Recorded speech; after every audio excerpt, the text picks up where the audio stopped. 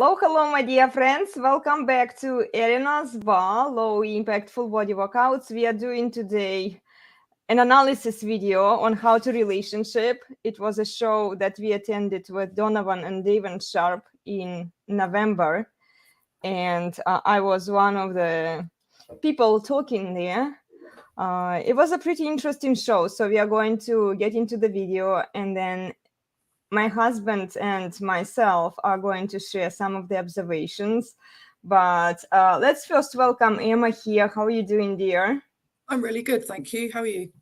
Good. Yeah, I don't see. It looks like I've deleted the live stream, the prior live stream, because we postponed it so many times. And I don't know if people will be able to join us. If not, we will just use it and we will trim the shorter videos and put them on YouTube just so that people could see. Yeah, the overall impressions of the show were very positive. Actually, I really enjoyed that show. I'm happy that Donovan invited us, and it was a very interesting conversation that we had. I don't know, darling, what did you think about the show? I was in the background the whole time, and I was chatting with people, and I was even chatting with people before we started doing it. And that's part of the reason that I was willing to do it, is because, you know, I wanted to learn what it was going to be about. And I mean, we'll get more into, like, you know, what I was looking for, what I was hoping for. Not everything happened, but podcasting is kind of a crazy, wild business.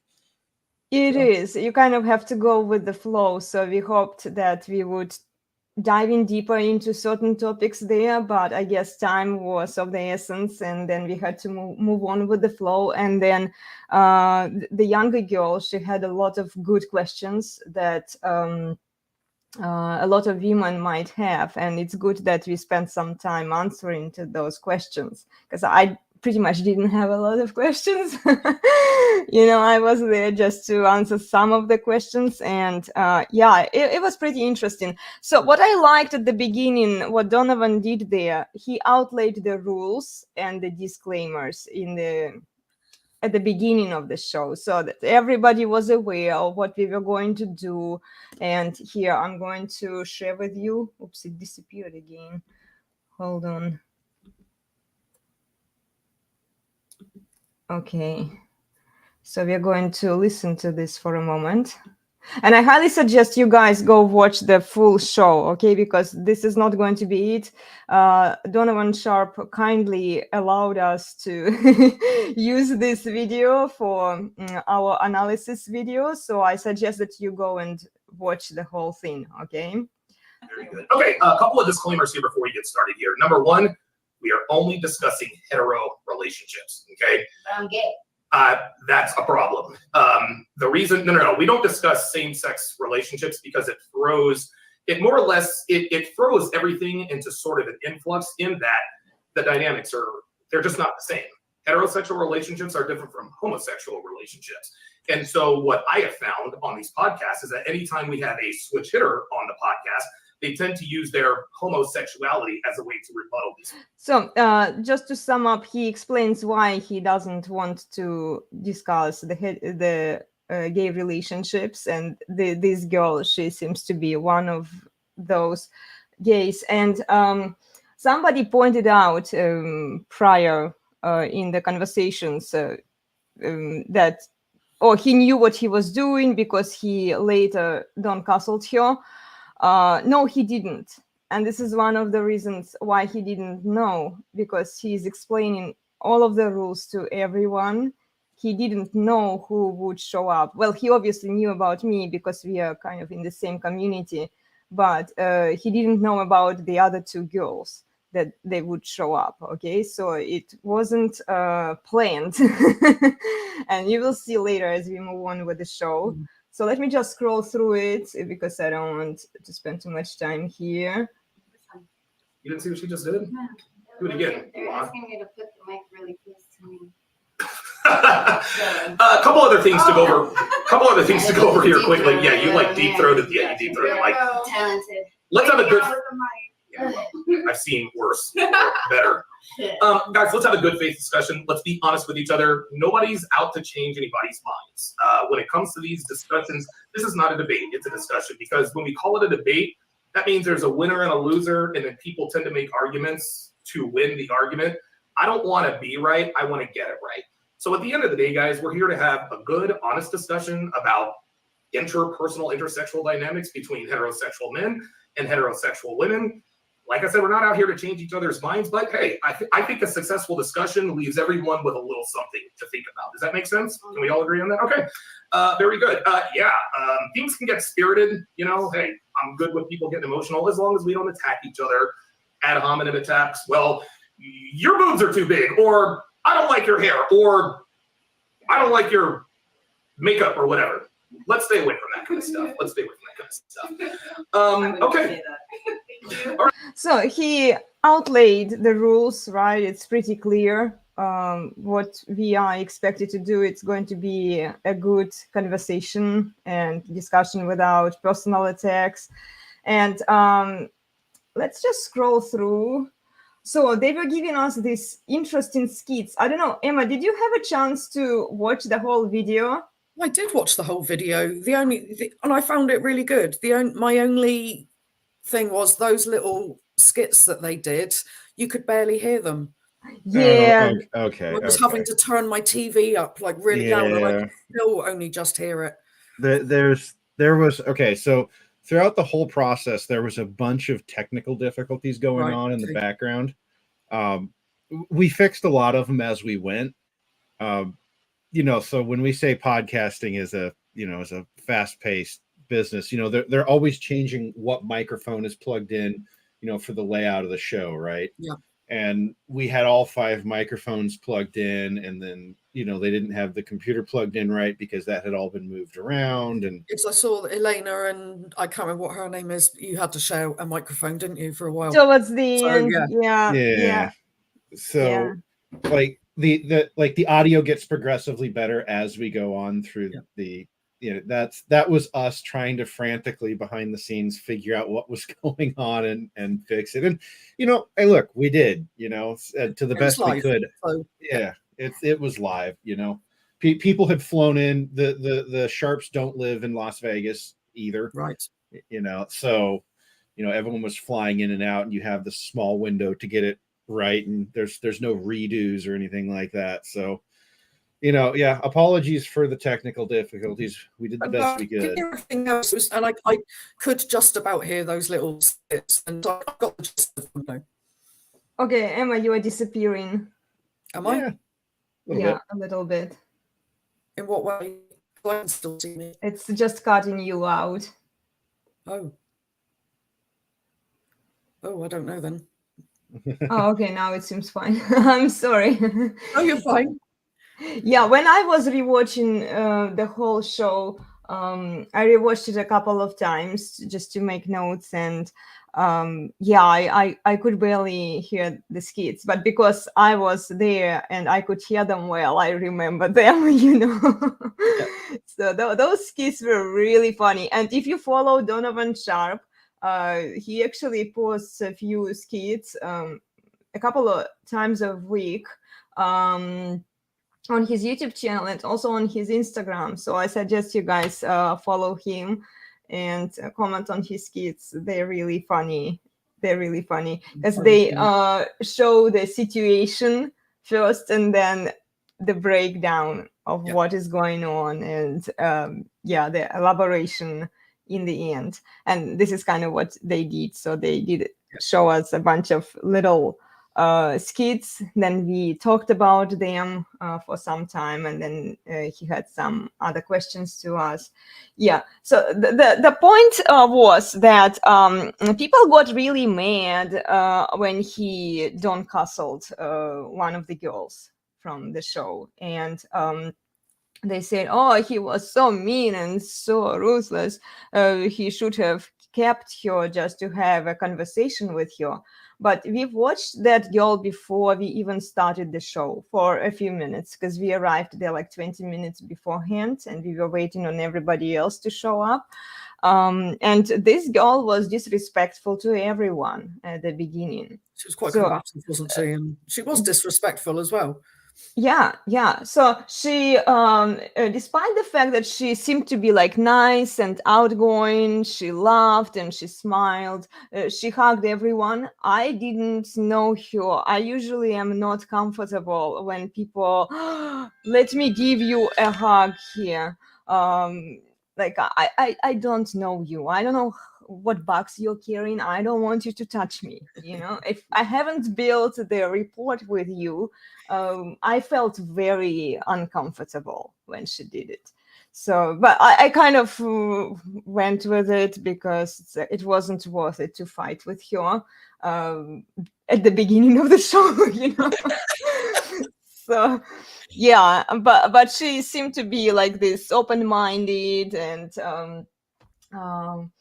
very nice, outgoing person. She smiled, she laughed, she was very loud also, right, darling? Yeah.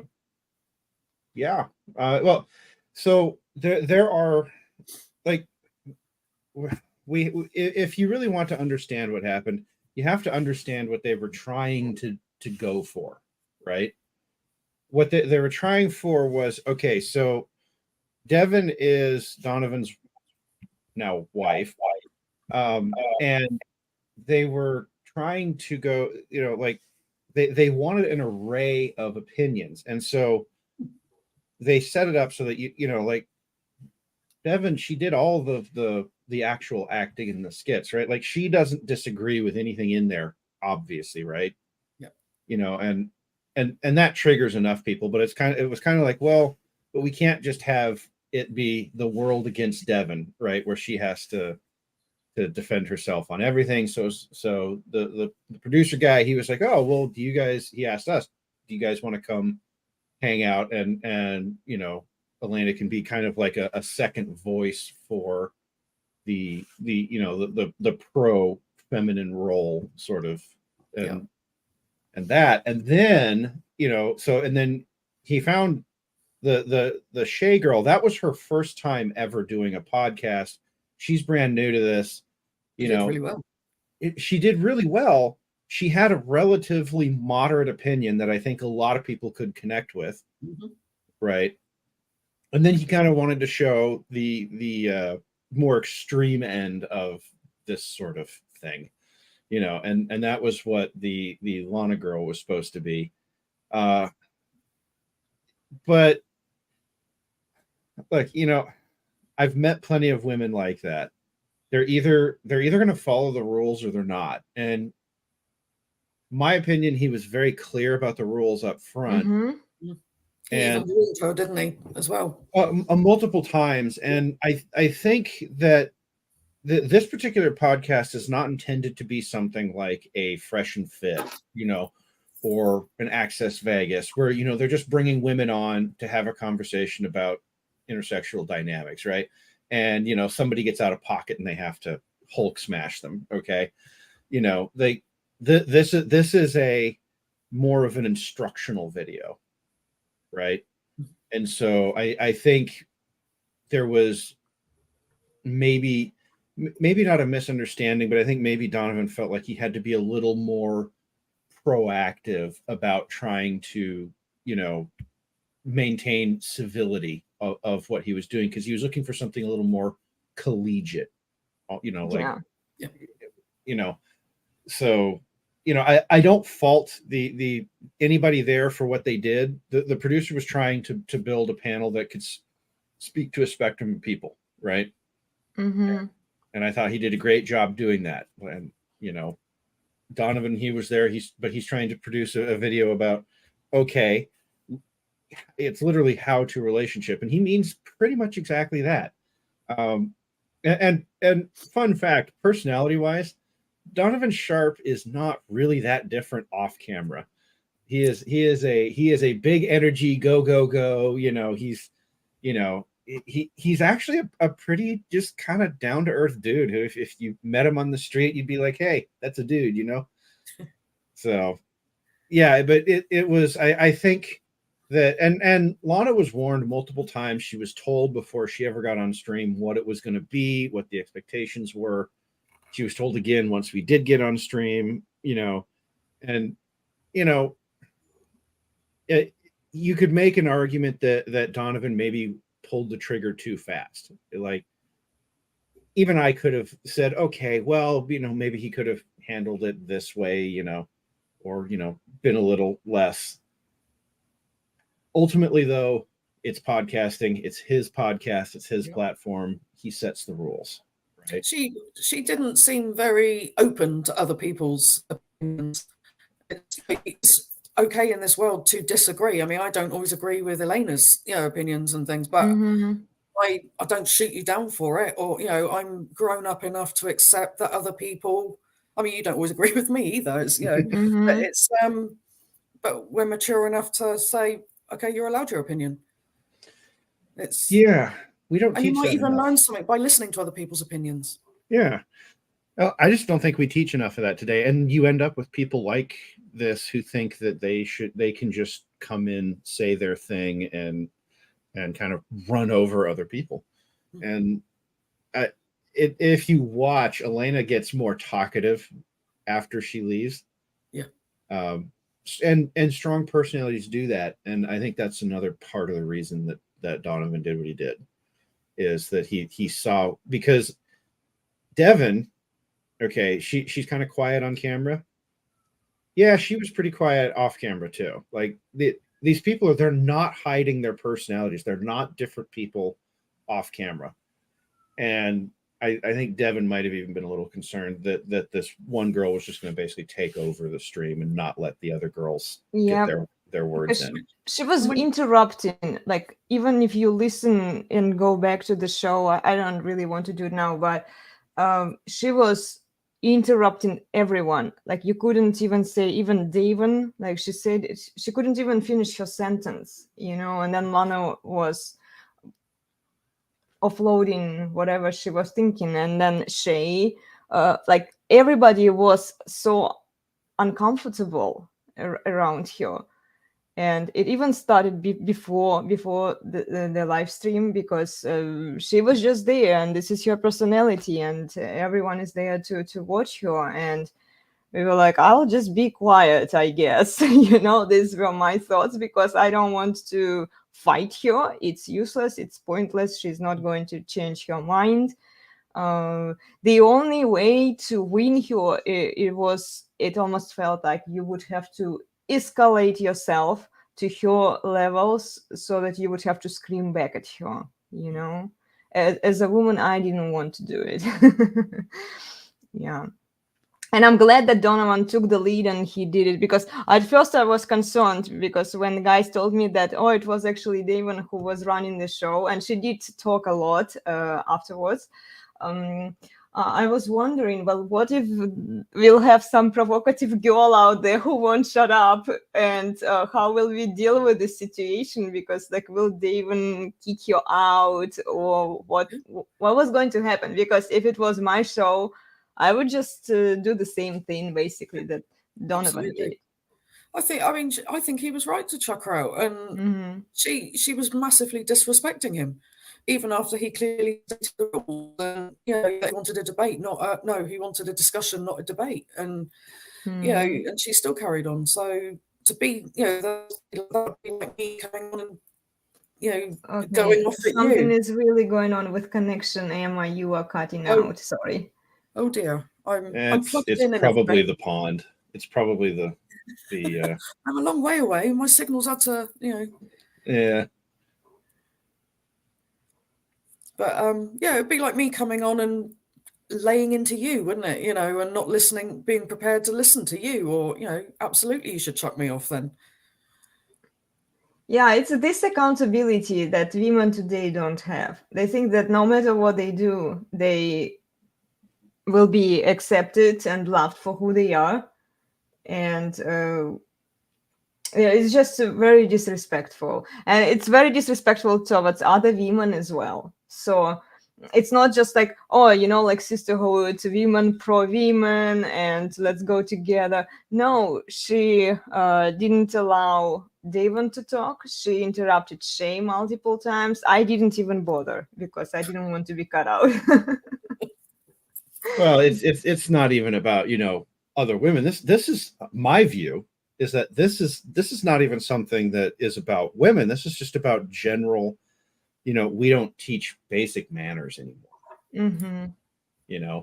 And I think that expresses itself differently in men and women, but at the end of the day, if there was just a little bit more, not necessarily accountability, but just a little more like consequences for bad behavior, right? Like saying, and look, she got a consequence here. She had been kicked off another podcast for similar behavior, and and so a lot of people would say, well, why did the producer bring her on if she knew she'd been kicked off before? And the answer is, one, we're dealing with what's available in the local population, right? And this was Las Vegas, which is not a huge podcasting hub. And a lot of these people, and a little bit of more, inside baseball, a lot of people move around the country quite a bit, right? And so they might be there 1 month and in LA the next, and then in Miami the next, right? Because they're doing lots of different things. They're doing modeling, they're doing different stuff, and so what's available to us on a given date can be hit and miss. And I think it was she was available, and she was very clearly going to speak from a feminist sort of or hyper sort of viewpoint. And that's what they were looking for. As I said, the producer was trying to design a spectrum, right? And I think he did a good job of bringing people who represented a spectrum. The fact that one of them didn't have basic manners is not really his fault. I mean, she was told multiple times what to expect and what to do. The opportunities were laid out. So, like the response from the community was interesting, because Donovan's community was kind of like, yay, she's gone. We can have a real discussion now. Right. Like, because one of the things that we're doing in the background is we all had the chat up, and we're watching that flow of comments, and like and everyone's gonna say, oh yeah, but these are people who are fans of him. And it's like, no, I think people realize when they recognize when somebody's just being disrespectful, and they don't want to watch it, right? It's painful to watch. So, I think at some point everyone just kind of realized that it wasn't helping, it was hurting. Yeah. So, it's interesting because while none of Donovan's community reacted that way, plenty of other people did. Even my mom did. My mom was very unhappy. Right. My mom's a nice person. She really wants to see people treated nice. And we had to explain it to her. It's like, yeah, okay, but you have to understand this, this person's a guest. She's this and she's that. And it's like, but he was so mean about it. And it's like, well, yeah, but if Lana's parents had been a little meaner with her, I mean, I hate to say it that way, but if they'd been a little meaner with her, it wouldn't have been a problem. So, Yeah, and then since she was kicked out from another podcast, I was looking for a woman maybe who would learn something from her prior experience, let's say. Okay, you got kicked out. Have you learned something? Or you are just proud of the fact that everyone kicks you out? Eventually, you will run out of places where people will just stop inviting you to their shows if you can't behave yourself. I wonder if she's the type that everyone else is wrong. Probably. If you pay attention right at the very end, as she's getting kicked out and removed, she's still trying to defend. It's like, but and I don't remember what she said because this is weeks ago now. Yeah, let's rewatch it. Hold on. Oh, yay, we get to rewatch this.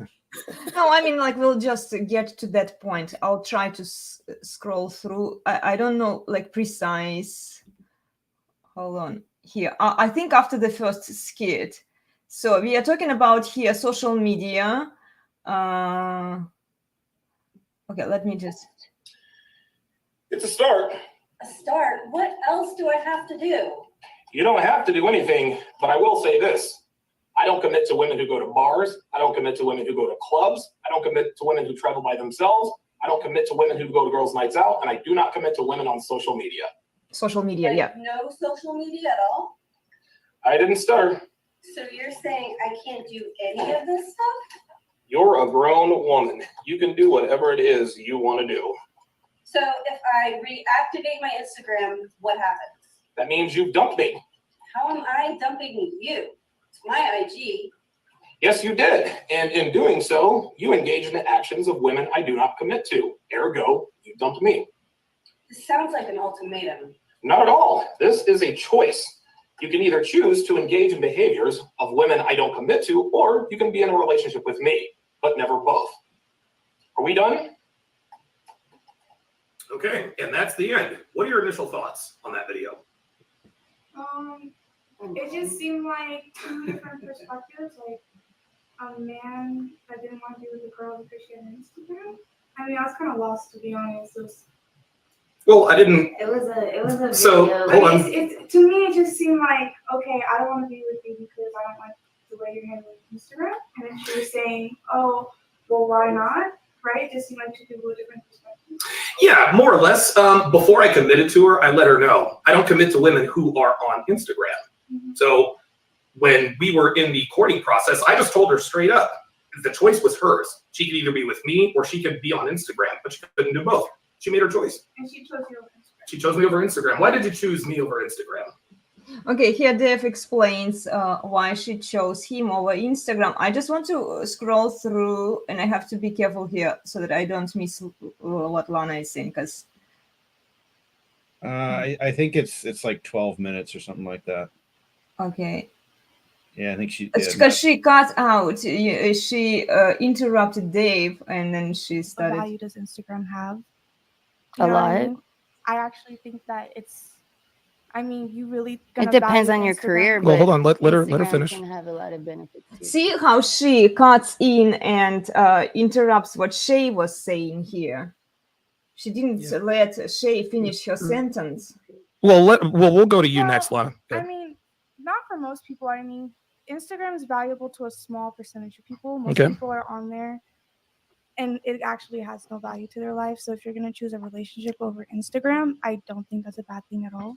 Okay. And what about you? Like, you're making a face, and that's fine. There's some girls who don't No, like. I'm just saying because a lot of people have Instagrams for their business. Yeah, don't care. Me, I don't care. Men Then like me you're- don't then care. You're ruining her money. Can I actually Hold on, real quick. That I'm ruining her money? Yeah. Okay. What do you say to that? Okay, so she brought up here, he's ruining your money, and then she stuck with it. And let's go to 12 minutes here. No. Well, now I'm at. Hold on. Okay. All right. Everybody. Hey, no. Stop. One mic at a time, guys. Devin. What? Okay. She says it's going to mess up your money. What's your response to it's going to mess up your money? Well, you're a logical human being. If you know that the majority of my income comes from a particular source, by asking me to. Okay, let's scroll here. You can't take care of Well, yourself. and I just want to point out here Uh-huh. that note how Devin is also struggling to talk over this girl, right? Like she's waiting, she's trying to, right? Devin's the one in the skits, like, you know, she has her perspective on, you know, like she's trying to answer the question, right? And she keeps getting talked over, and she is not going to be the kind of person who comes out and, you know, bowls her way through and shouts over everyone. That's not who she is. Devin and Donovan are married. They wouldn't be together if she was that kind of person. He's not going to pick her, right? Mm-hmm. And there's nothing wrong with that. He's allowed to pick who he wants to be with, right? And And you know, one of it's fascinating because that skit is actually a microcosm of what happens next, right? You know, Donovan says, look, I am not taking away your agency here. You can make the choices you want to make in life. What I'm saying is that there are consequences to those choices, and I'm not here to try and save you from the consequences. And then this girl, you know, she starts bullying through, right? And after he told her not to do that multiple times, Yeah. and there are consequences to her choices. As an overarching point, I think a lot of people mistake men holding women accountable for their choices for being mean to women, right? Mm-hmm. Mm-hmm. And that's not really what this is about. This is about saying, hey, look, you were told, you were warned, you didn't. I'm just not going to sit here and simp for you, you know? Yeah. I'm not going to be the, you know, the white knight or the doormat that you think I should be. Yeah, that's a good point. I completely agree with you, because he chose to marry Devon because she is loyal to him, she listens to him, right? She's very submissive, and she wouldn't overtalk him like the other girl did. And yeah, Taking her money from her. I'm not taking her money from her. She made a choice. But that's my point. Do you think it's my fault or her fault?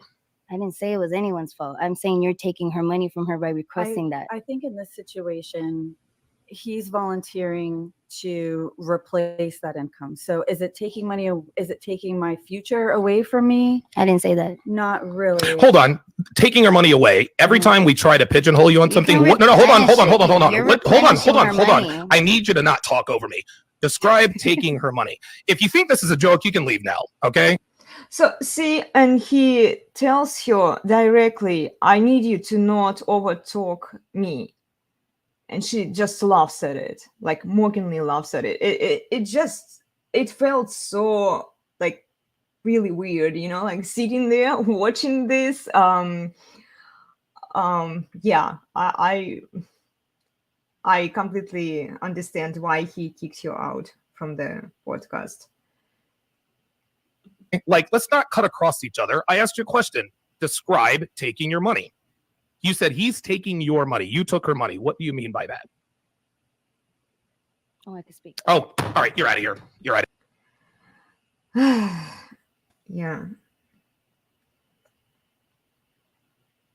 It's Well- like I would even question whether he could wait to kick you out later because she was so disrespectful. It was a struggle to talk to her. Yeah, well, and remember, he's looking for a specific set of behaviors, right? He wants somebody who's going to be, you know, respectful. Really, remember this is one dude and 4 women. She's not really disrespecting him. I mean, yes, she is, right? But the idea here is that it's a discussion amongst women about these ideas that maybe they've never heard before, and there's 4 women that she's also being disrespectful to. She's being disrespectful to Everyone. Not just Devon, although in this particular case, yes, right? It's, you know, like this idea of, no, you don't have the right to just come in and, you know, talk over people. Or in this particular case, she couldn't let go of the idea that Donovan was stealing from her. Even when Devon says, well, I don't see it that way, right? Mm-hmm. And if you claim to be a feminist, then I don't see how you can say with a straight face, oh, a woman's making a choice that I don't like, so therefore that's bad, right? Like, if feminism is female empowerment, then you have to look at Devon and go, you know what, girl, you do you, right? Because that's your choice. Okay, Yeah. so even in the feminist rubric, this kind of behavior doesn't even make any sense, right? You know, like not even talking red pill at this point. Like, and that's why I said earlier, I think it was less about trying to have a culture war narrative than just somebody who was being disrespectful, knowing the rules going into it. So have we sufficiently cleared up the controversy around Donovan finally kicking a girl off one of his streams? Because this was apparently like the first time he's done that. Oh, wow. Yeah, and he didn't intend to do it. He was trying. I mean, he really was giving her multiple warnings. And I couldn't imagine. I'm kind of glad that the tone didn't come to me when I would have to talk, and then she was just there. And I think he maybe picked up on that, because I would just be whatever, just get you out of here, seriously, so that we could have a solid conversation. Yeah. See, I don't mind people who disagree with me. Just state your argument and let other people express themselves and talk, so that we can learn from each other. And I really enjoyed talking to Shay. I think she has the potential, if she doesn't mess it up, she has the potential to meet a decent guy, and she can have a good family if she doesn't make series of bad choices and doesn't get back to the feminist ideology. Towards the end of the video, didn't he even ask that question? He asked if we see her marrying a millionaire one day, and then Devon and we agreed that yes, assuming she does the right things. Yeah, because this kind of outcome just doesn't come for feminists out there. So Lana will end up being single. She's 1 year younger than me, I think. When he asked us our age at the beginning, he asked us for our names and then for our age. And I think that she was younger than me. She was definitely run through. Nobody would marry her, only for recreational use. Okay. So this is the girl. So it was a very good example in front of Shay, because she was the youngest. She was 27. And she was asking good questions, because a lot of women are confused today. A lot of women don't know how they should behave. And they have the idea of marriage, but the kind of guys that they want, we need to work here. At least she was willing to listen. The kind of guys that girls want. And the thing to understand is that, again, when people show up for these podcasts, they usually actually show up as themselves, right? The personality that she had on stream was not that different from what was on stream. And like, she was pretty respectful of everyone else in the room when she showed up, right? And you could tell that she didn't have a problem pushing back when there's different spots in the stream where they get into it a little more. Mm-hmm. Like, it's very clear that she has the programming in her. But you know what? You're gonna have to work with that at some point. Yeah. Right? You're gonna have to say, yes, you were raised this way. You've never known a different way of thinking, and I've had lots of these conversations with other people, offline too. It's like, there's nobody left alive today who understood any other way of living but than the way we do now. So like, you can't just immediately throw these, all of these girls away, right? Mm-hmm. That's not going to work, because then unless you want to be, what they call black pill or MGTOW, which I don't think works. That's my opinion. I don't. I believe that men and women are better together than they are apart. Well, clearly, I believe that. Definitely. Let's address here one comment from Devon's a single mom. Address the fact that Donovan asked for no at-home attacks, and yet when he clipped the young woman on his channel, he called her a bimbo. Okay, that's actually pretty easily addressed. Think about the context of the conversation. See, everyone likes to pull stuff out of the conversation, and even the clip is lacking some conversation. is he calling her a bimbo, or is he saying that's bimbo activity? That's a bimbo way of thinking. That's not a good way of looking at it, right? And the thing that I hate about social media and YouTube platforms is that, yes, he clipped it and he made it. He's looking for he's looking for engagement out of this. Yes, that's part of the game, folks. Sorry, and some of the stuff is clickbait. But if you go watch the actual video, he's talking, saying, if he's saying something to the effect of, yeah, and if you do that, you are this, right? Is he calling her a bimbo, or is this comment here trying to justify bimbo activity, right? Saying, oh, well, Okay, so it's okay for him to use at homes for engagement. If she uses at homes, it's not okay. No, what I'm saying is it's not an ad hominem. See, an ad hominem requires that the attack be an attempt to win an argument by using the attack instead of actually addressing the issue. That's what I'm saying. What I'm saying is look, if he's saying that's bimbo behavior, or if you do that, you are a bimbo, that's not an ad hominem attack. That's a consequence, right?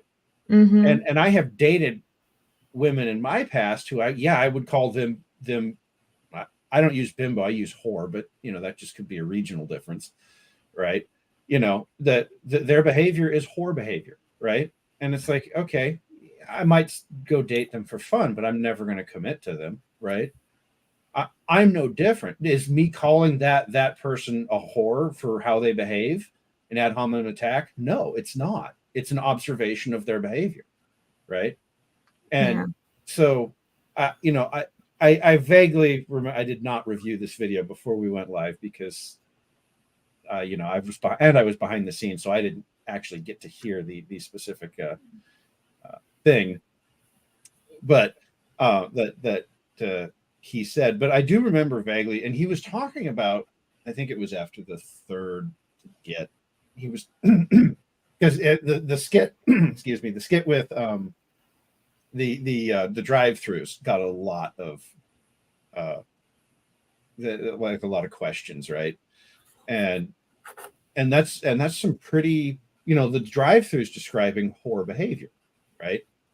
The one night stands and the that sort of, okay, yeah, that's whore behavior, right? And so if you're going to say, well, but I don't think that's okay, then he's going to say, well, okay, but that's, this is whore behavior, right? And so just because somebody calls somebody a name does not make it an ad hominem attack. An ad hominem requires there to be, you have to say, well, this is, I can't win this argument either way, so I'm just going to call you a name and hope that shuts you up.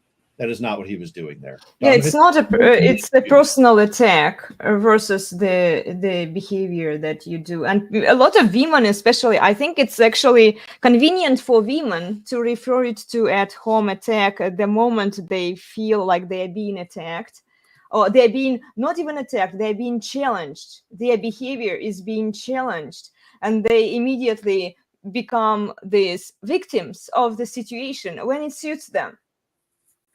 When she was warned multiple times, she didn't think about being a victim. But then when suddenly he escalated, because she also escalated, women only notice like how men start becoming really aggressive, but they don't notice what they do that provokes this behavior in men. Well, in this case, he was referring to Shay. This was later. This is the third or fourth skit. So this is after a while.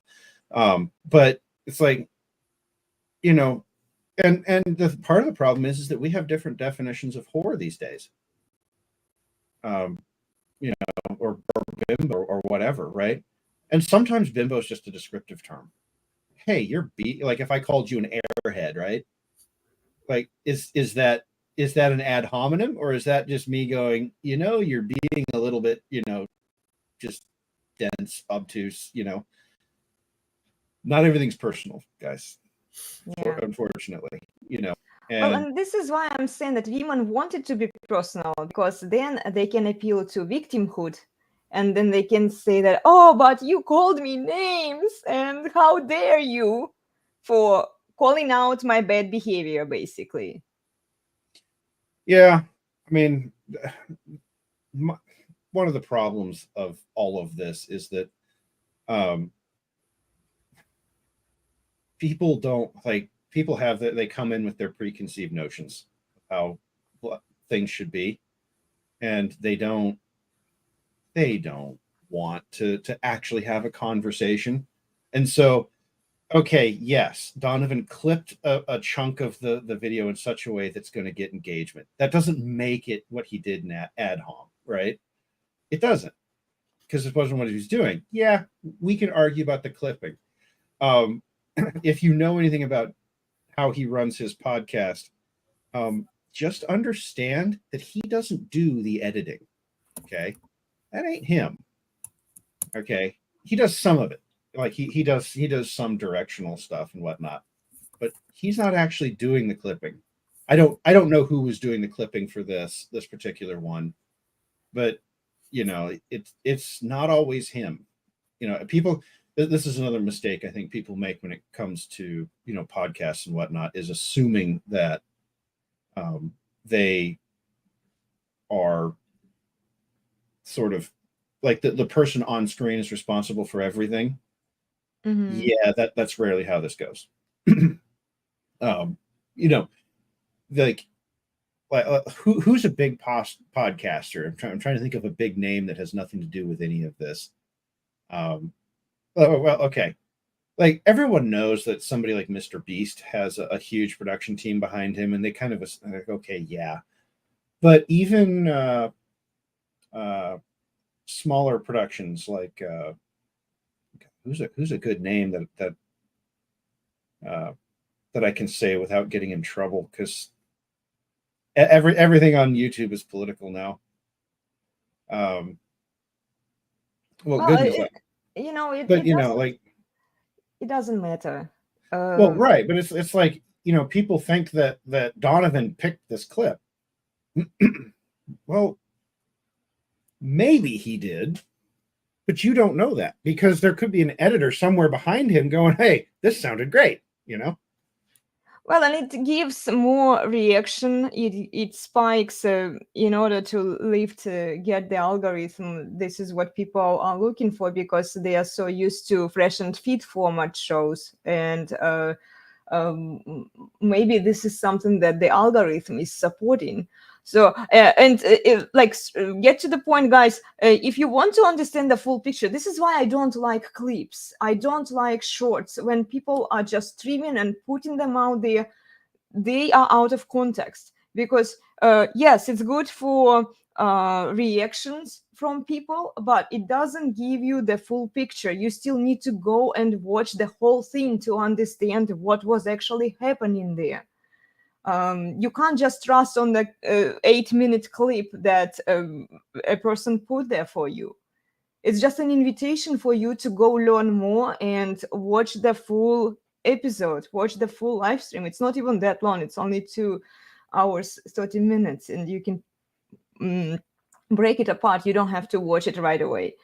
But when you're just relying on the 8-minute TLDR, too long didn't read, it's not going to help you understand what is going on there.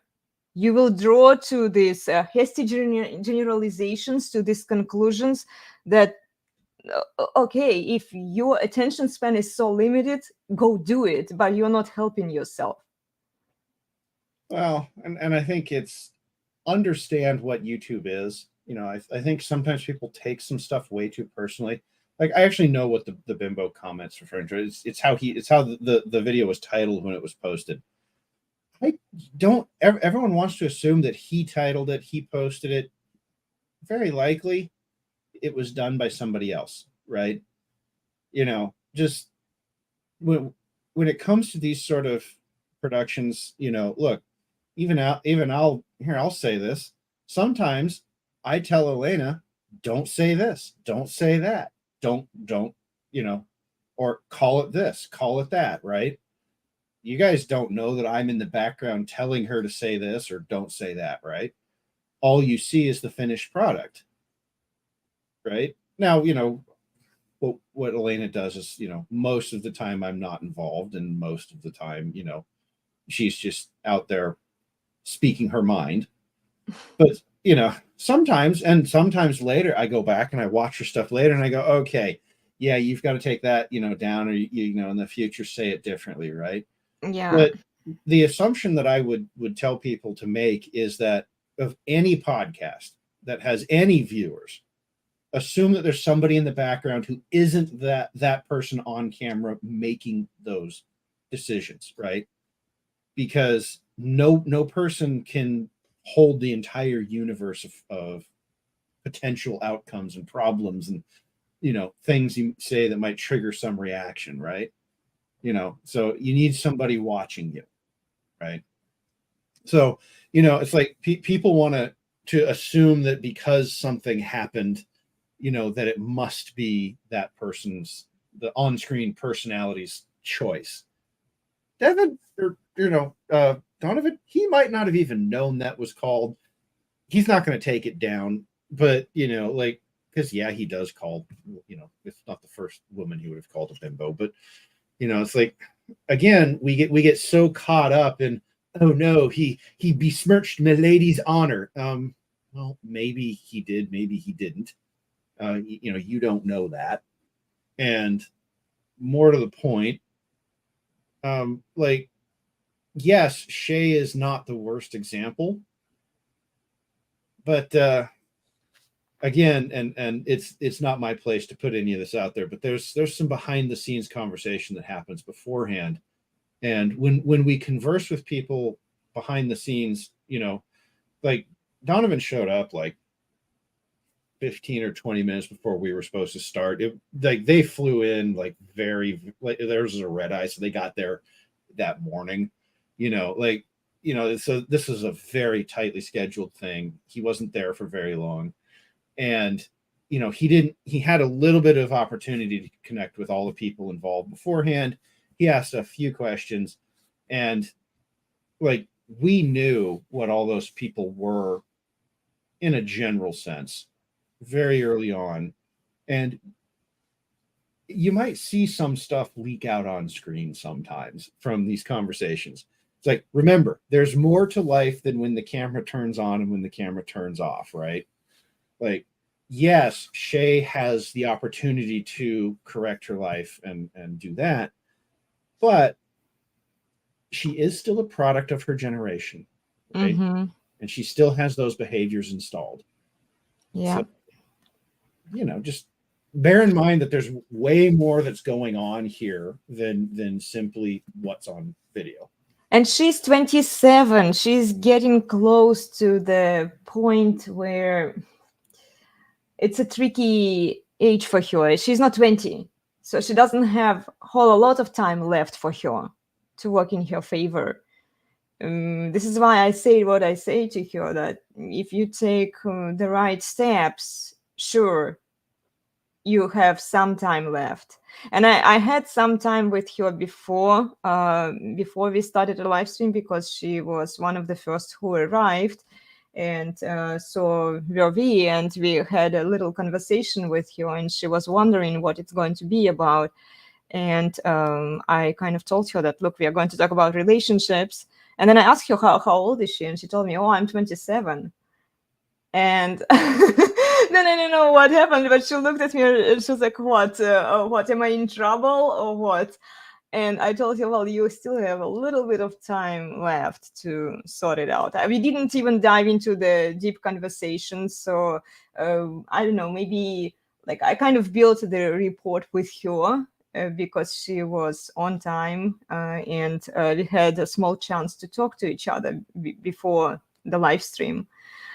But yeah, she still has an opportunity to get a nice guy and marry, and she wants to have kids, as she revealed later on. But she doesn't have a lot of time. She's 27. She's not 20, right? 7 years is a big difference. Well, and I think this gets to something that is the skits are funny, but they're not a complete thesis, right? And what the skits are trying to imply is that it takes a long time, like if you goof around for the first chunk of your life, humans aren't very good at math, okay? And like, if you think about how long it takes to actually do a relationship, right? Like if I meet somebody, I need to be assuming that it's going to be 3 years minimum before we're walking down the aisle, right? Because there's just a lot of process to a relationship. You have to do all the work to figure out if there's somebody you even want to spend time with. Then you have to do the work to figure out if you want to spend a long time with them. And then you have to do the work to figure out, okay, I want to spend a long time with them. Now I've got to do the work to set up that life, right? And then when you get married, you have to do the work to figure out to merge your life. Like if you want kids at 27, you're probably looking at your early 30s, realistically, right? Because the process of finding a guy, or finding a girl, deciding to get married, merging your lives, getting stable with your new life, and being newly married is a pretty unstable thing for a while. Stuff's just got to get decided. Who does this? Who does that? Where does the money go? How do we handle bills? Like, who's got what schedule? There's all the stuff that's got to be decided. So you kind of settle that down. That takes about 1 year to 2. Okay, so now you're 5 years into it, right? You've spent 3 years, and now finding this person, vetting this person, and getting to the point where you walk down the aisle. Then you've got 2 more years. Okay, so she's 27. Well, that means that realistically she's looking at 30 to 32, and that's if she starts today, right? And this is that's what I mean when I say humans are bad at math. We don't remember to add on all that extra time, and so we go out, we have fun when we're young, we make mistakes when we're young, and then we don't realize that we're going to pay a price for that later, and that biology doesn't care about our politics. Yeah. Humans are what we are. We get older. We age out of being able to do some of these things we might want to do. And I think that's probably the biggest lie that humanity has told itself, is that we are invincible. That whatever we want to do, we can do for as long as we want to do it. And I could point at some men who I'm like, you're really kind of too old to be doing that. I mean, if you want to do that, okay, but you really, and for some guys, I think they might go, oh, well, if I die doing this, at least I'll die happy. Okay, you do you, but if you're responsible for other people, I would call that behavior irresponsible, right?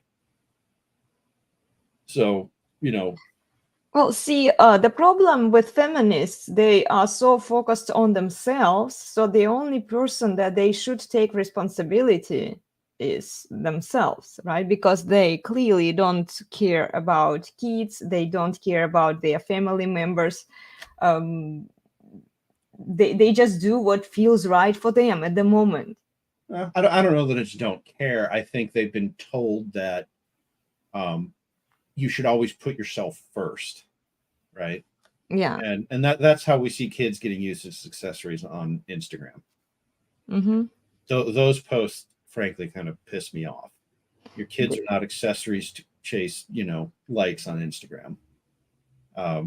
But they're not doing it because they don't like their kids. They're doing it because they've been told that that's the way to get attention.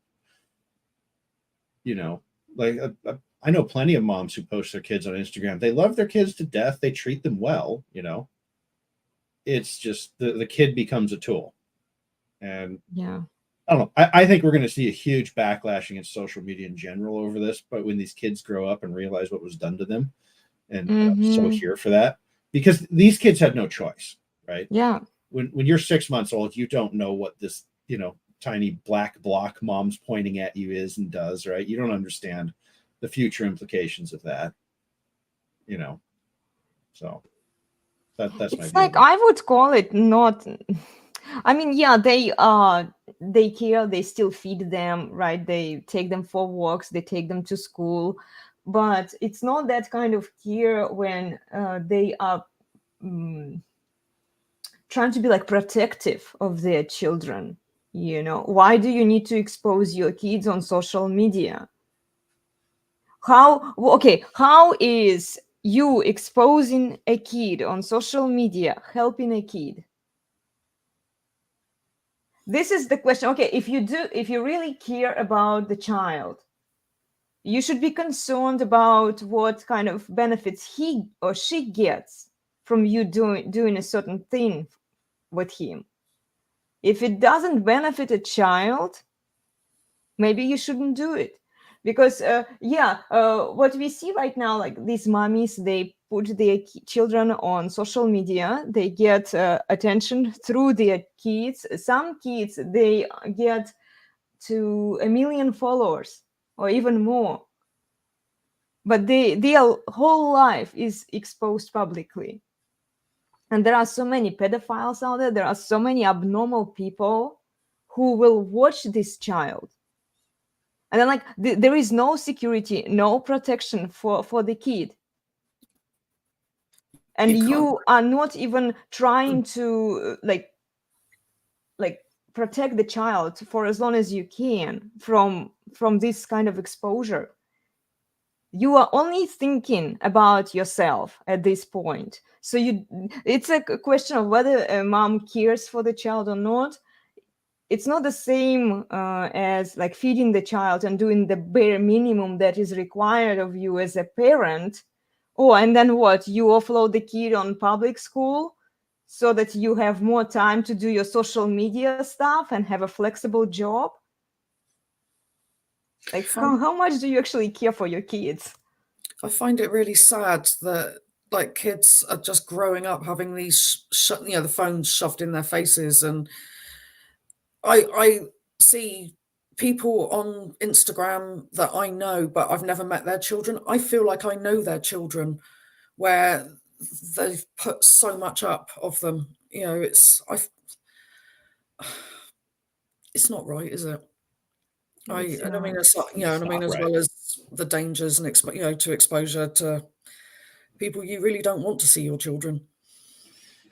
It's not right. No. And unfortunately, the answers for how to deal with this, I think, start with, like a lot of people would say, oh, the government should do something. No, the government should not do something. It's down to the parents. Right, because the parents, we were never taught how to behave with social media, so we don't know how to behave with social media. We don't understand, like, I don't think these moms that are putting their kids up there are thinking, oh, this could be watched by somebody who could be targeting my kids, right? I don't think they're thinking that. I don't think they're even aware that that's a possibility, right? Because no one's told them that it's a possibility. And they tell themselves, oh, well, if somebody does bring it up, they say, oh, well, but that's okay. The government will save me. The police will protect me. If I call the police, they'll stop this. No, they won't, Well, darling, there are people who talk about it. Like, I talk about social media. Women don't want to listen to this. Of course they don't. They're farming clout. But the information is out there. Okay, you don't need to be a guru. You don't need to have specific skills just to find the information. It's out there. You just need to be willing to listen to it and apply it in practice. And a lot of women, they just don't want to do it because it looks like it's too much work and it contradicts what they believe. So it comes down to the point that they don't want to get out of their comfort zone, because right now what they believe, it works. It seems to work. And for a little while, but then you don't know how your teenage girl is going to suffer. Maybe there will be a rapist waiting for her somewhere, And possible, although statistically that's not the likely thing. Statistically, what's very likely to happen is that these kids themselves are going to grow up very maladjusted to how to interact with these things. You know, that one of the things that I see as a future problem is that people are not going to understand healthy boundaries in terms of public versus private life. Like there's a reason I don't show my face on these streams, right? But I have a healthier respect for what this means. These kids are going to grow up without any even understanding of what a boundary looks like, right? And I think that's kind of the bigger societal problem. I mean, yes, we can talk about the potential for you know, physical assault and stuff like that, but and that's there. But realistically, the problem is that so these kids are going to respond one of two ways. They're going to respond by either just living their entire lives the world to see and not understanding the potential drawbacks of that, and up to and including assaults, or they're going to react completely the opposite way, and they're not going to have anything to do with the online sphere. And honestly, I'm rooting for that camp. I think that's a better camp.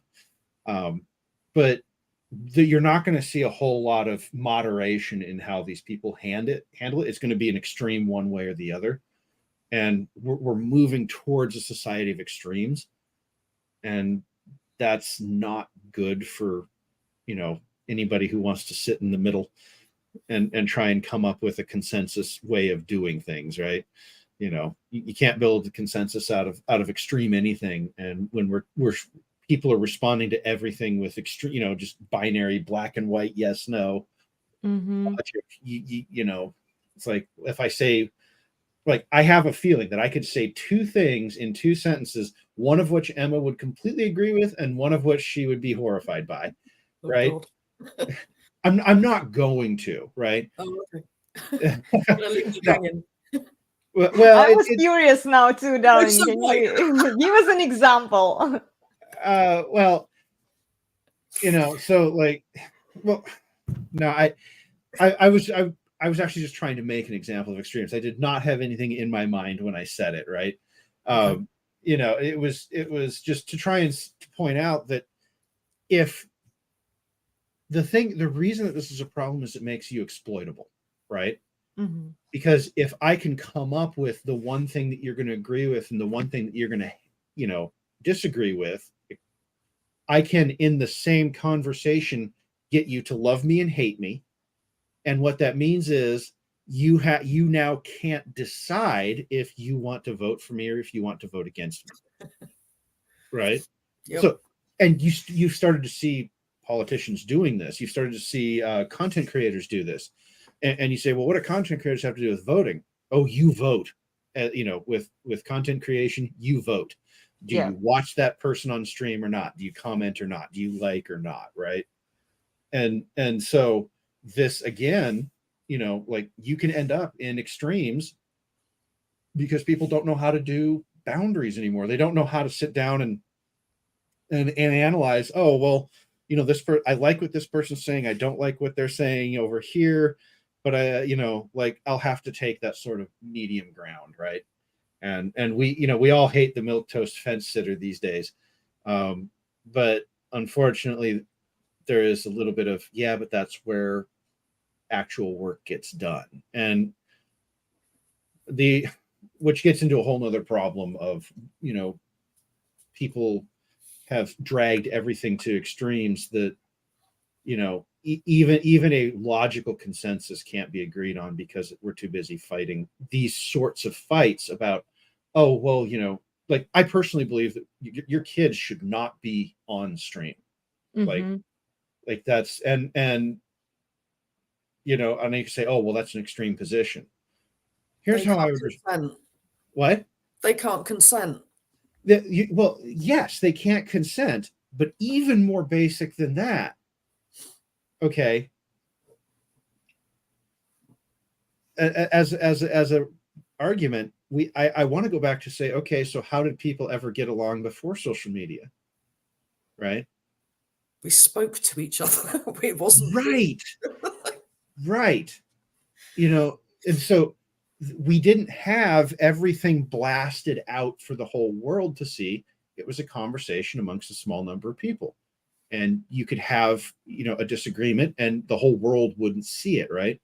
So, I would argue that until a person is well developed, social media they can't use it effectively to do anything, right? So why bother giving it to them? Why bother giving them that when all it can do is cause damage to them, Mhm. right? So, like the arguments of whether or not they should have access to it, I think, come down, they should be had more on that side than to say, oh, well, but it's their rights versus, it's like, yeah, okay. Look, we could argue with 18, 16, like what a specific year for the age of consent is.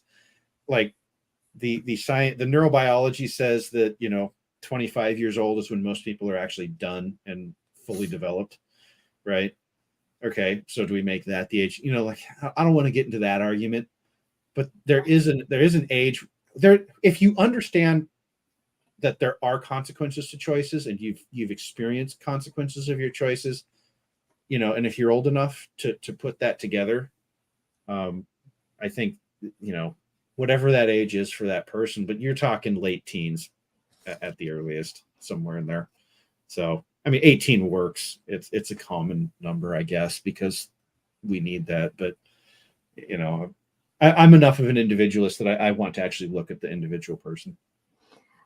I started using social media even barely back in college when I was 18, actually, because it wasn't fully developed yet back then. And I think Facebook was one of the biggest apps that people were using. It wasn't even an app at that point. So you just needed to use your computer to get into it. And this is another problem. We are getting our first generation that grew up fully immersed in social media, and we're going to have to figure out what that looks like. But some of us older folks might have to step in and correct some behavior, and I mean that for all of us here, over the age of about 20. So, it's like, but it's, and all of this ties back to look at how people respond to what they see, like people want to say that this video was so disrespectful. Here's the thing. If you were actually to ask any of the girls, I mean, we have one of them here, but if you were actually to ask any of them, Lana would probably say she felt disrespected by how we handled it, but she got fed the energy that she served up. Right. Yes, I agree that like she's not used to having consequences applied to her actions, right? I think if you had asked Shay, and I don't remember if anybody actually did or not. We did. She really enjoyed it. Right. Okay. At the end, yeah. So, but like, I didn't feel that he was being disrespectful. If anything, he just came across direct and assertive. Right.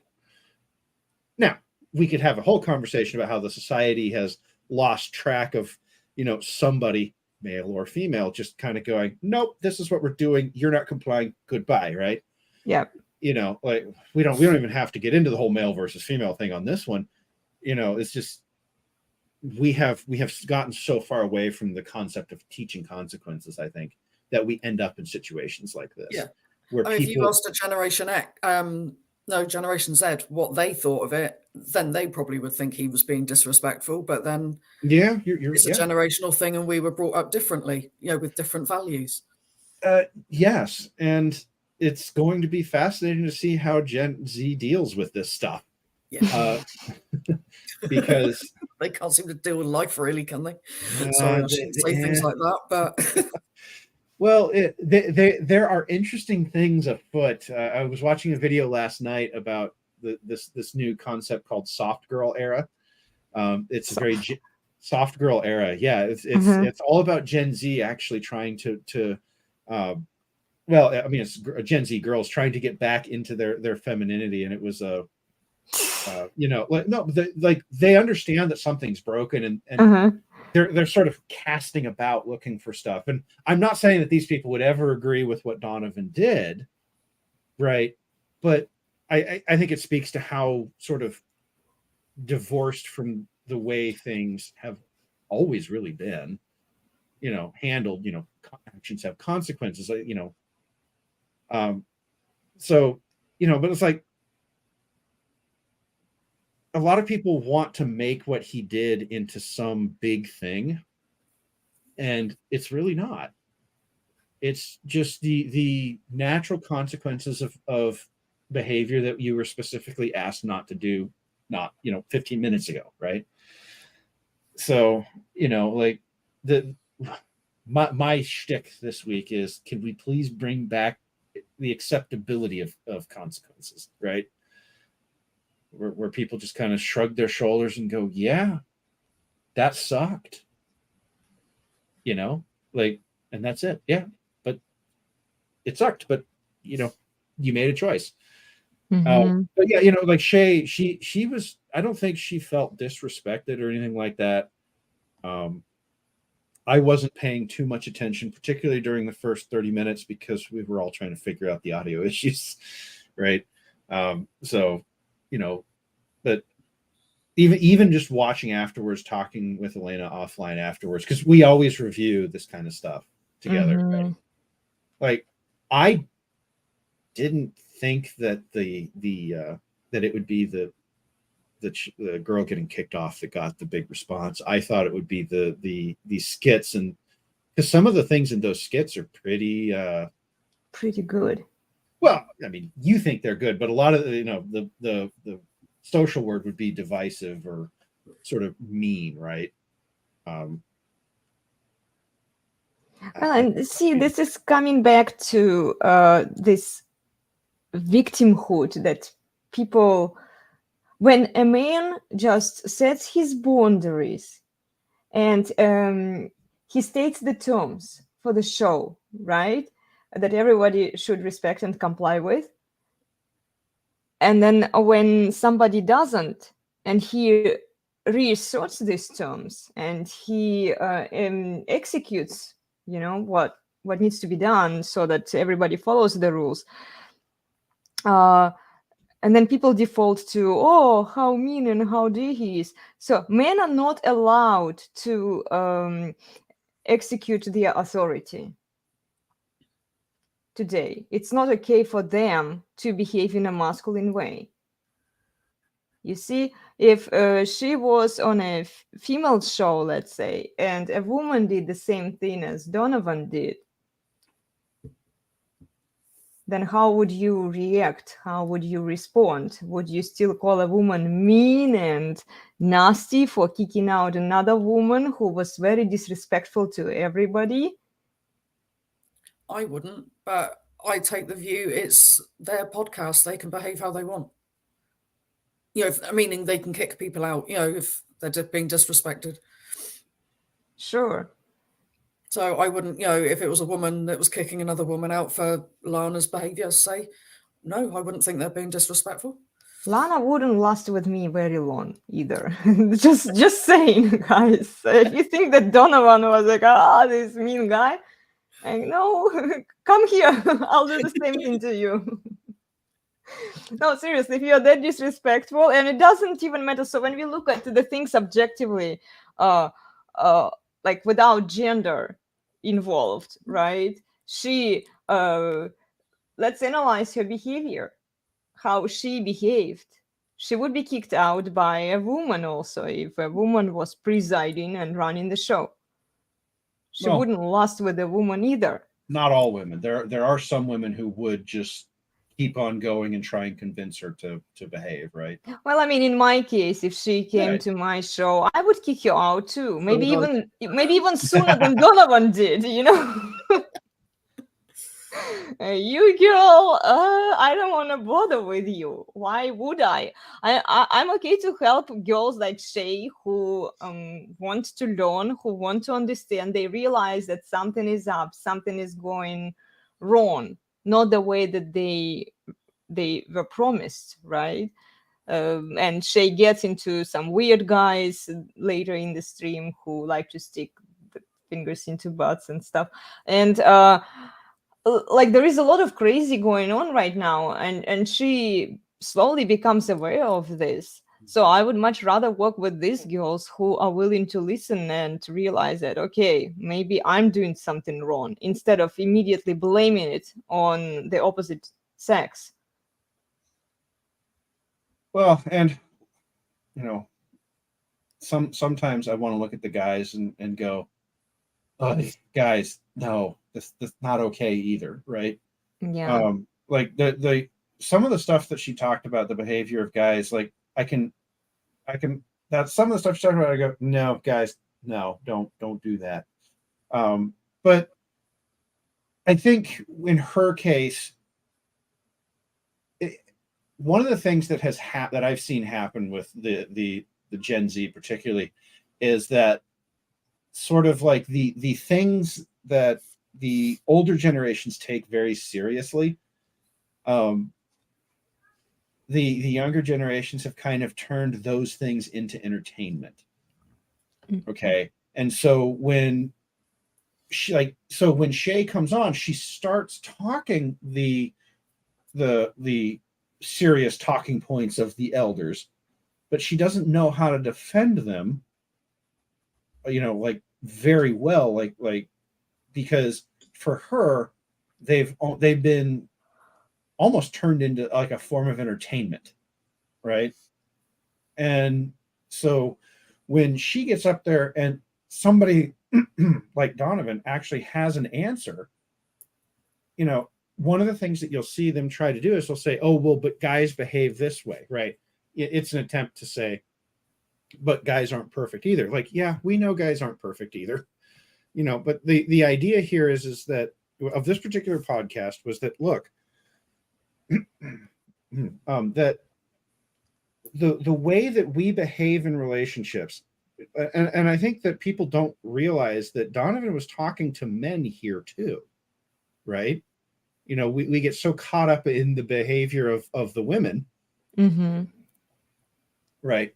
Like how Devon's acting in the movie, in the skit, right? Like, well, but she should be, even that first one, well, but she, it's her money and she should be able to do this. That we don't realize that what Donovan's trying to say is, look, guys, you might have different rules, but you have to be willing to look at a girl and say, if you do this, then this. Yeah. Right. And so, like it was a little disappointing, I think, to me, that we couldn't spend more time in that. But I think that's a result of the fact that you've got 4 women on a panel, 2 of which are sort of, aware of these things, who have to go deal with women, somebody like Lana who's going to say, but you're taking their money when you say they can't use Instagram, right? And it's like, yes, but it's okay for like the message needs to get out that it's okay to have expectations in a relationship. And Devon actually, she tried to describe that, when she gave up her Instagram, she then had an expectation that Donovan was going to take over for that, right? I don't think that's a problem. I don't see, it's like Devon understood exactly what she was doing when she did it. Well, you have access to my Instagram. You can see all of the messages. It's like different guys have different rules. And I'm talking about these masculine guys, right? That women want to be with. They don't have to be the same. Like, you don't show my pretties out there on Instagram, right? And on Donovan's Instagram, you can see her body, right, on a few posts. It's like I don't do it. I try to keep it like more reserved. But then it's not to say that you don't have any restrictions on me. You don't have any rules for me, because if I go too provocative, then you can say, no, you take this post down. And if I refuse it, then you will be right to, kick me to the curb and say like, no, you're not complying with the set rules. Well, it's. I mean, using the term rules sounds so harsh. That is what it is, but it's not me saying you can't do that. Isn't boundaries a better word? Yeah, it's me saying that if you choose to do that, you are also making the choice to not be with me anymore, right? Yep. The boundary's a great word, right? That's one of my boundaries, and sorry, I interrupted you. No, go ahead. In some ways, it all sounds very harsh. If you've got to do this, or I have this expectation. So yes, on the forefront, it does seem, or on face value, it does seem quite harsh, and that you're laying rules, but really, it's expectations to build trust and security. Yes. So, so really, is that and I mean, she's allowed to say, well, if I do this for you, I have this expectation of you. So it is a two-way street as well. Oh, don't worry. Elena has plenty of expectations. I do, yeah. And they are the expectations. But yeah. Well, yeah, and they are the expectations that we expect women to have. Like, I am responsible for taking care of making sure that the money is there when it's time to go shopping, mostly food shopping, but, I take care of the cars. She doesn't know much of anything about cars, right? True.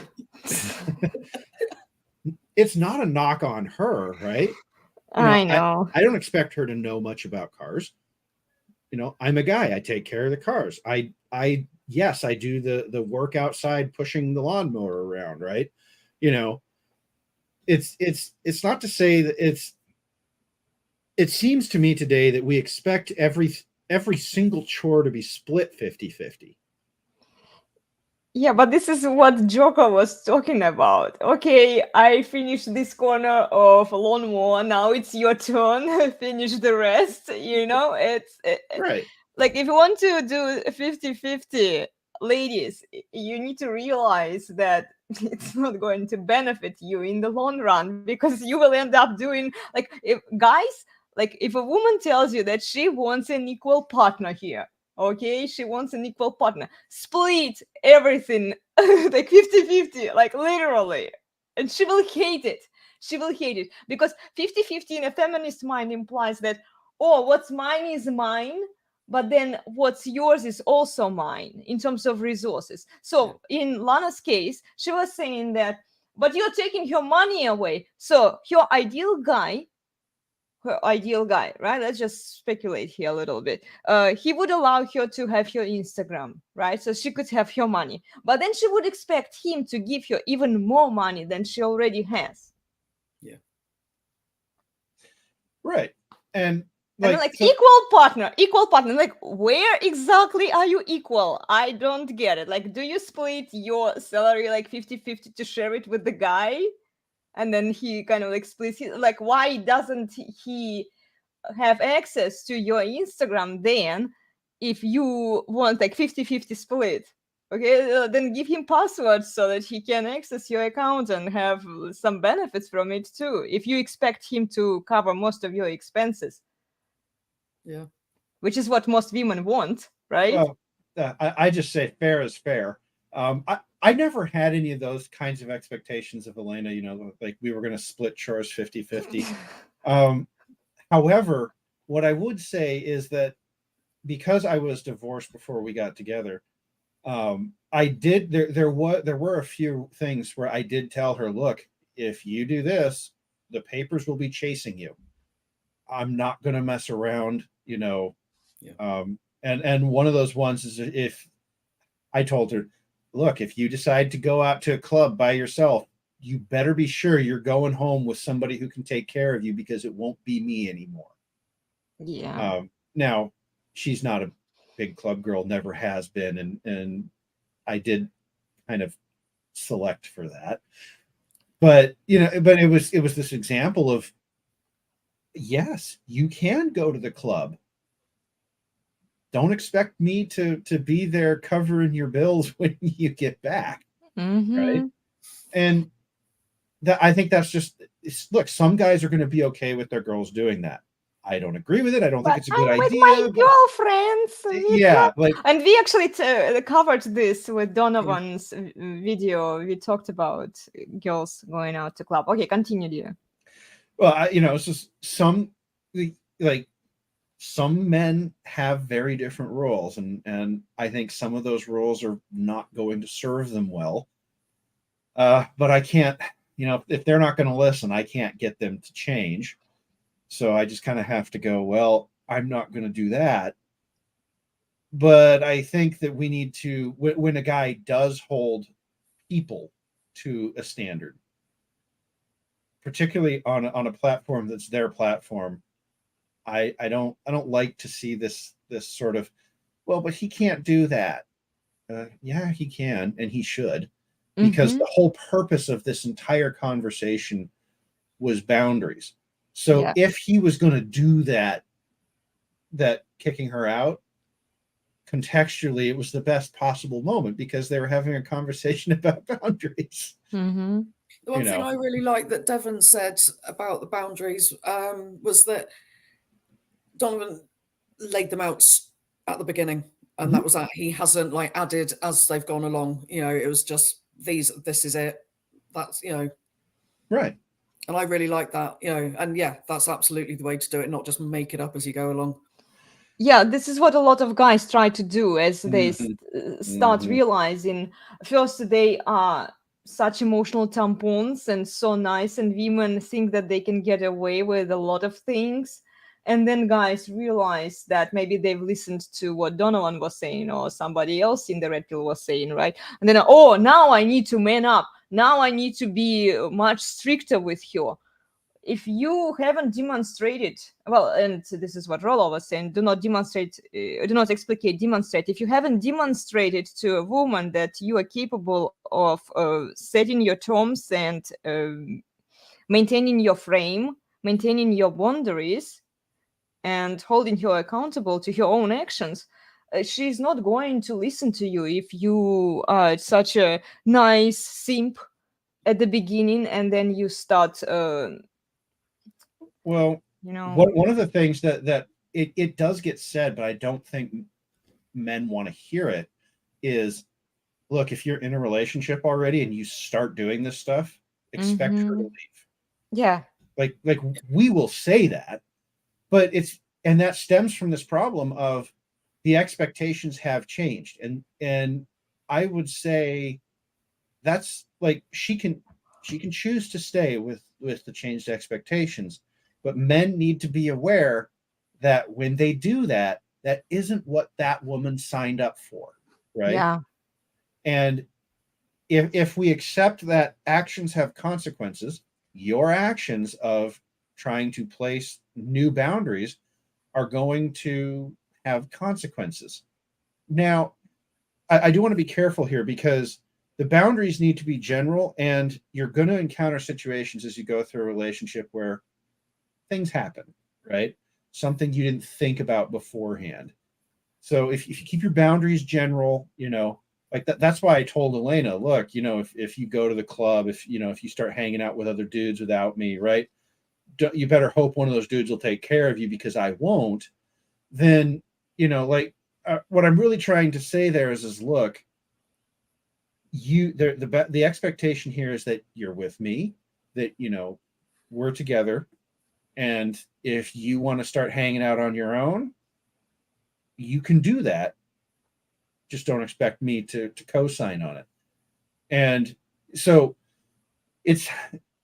and Devon didn't mention this in the stream, but that's kind of what she was getting at, was the expectations that Donovan set. The reason he hasn't had to change them is because his expectations were well-defined to begin with.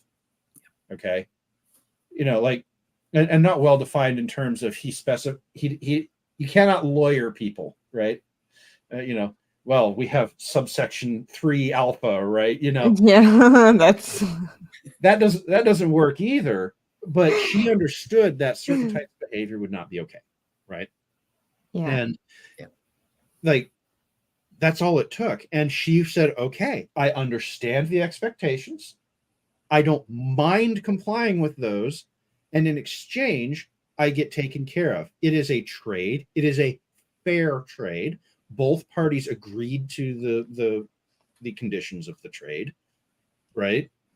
Why do people get so bent out of shape over it when women do this? I have to admit, I struggle mentally with this, but I think it goes back to, you know, the you know, what's mine is mine and what's yours is mine. Mentality. They don't even want other women to think differently. Like, especially if women are somewhat traditional and they want to be married, and there is nothing wrong in that, ladies. If you want to be taken care of and have a family and a good relationship with your husband, I don't see a problem in this. But a lot of feminists would say that, oh, you are not supposed to want that. Just because I don't want that, you're not supposed to want that. And this is what she was trying to impose on Devon. She didn't get to me because I didn't get a chance to talk, right?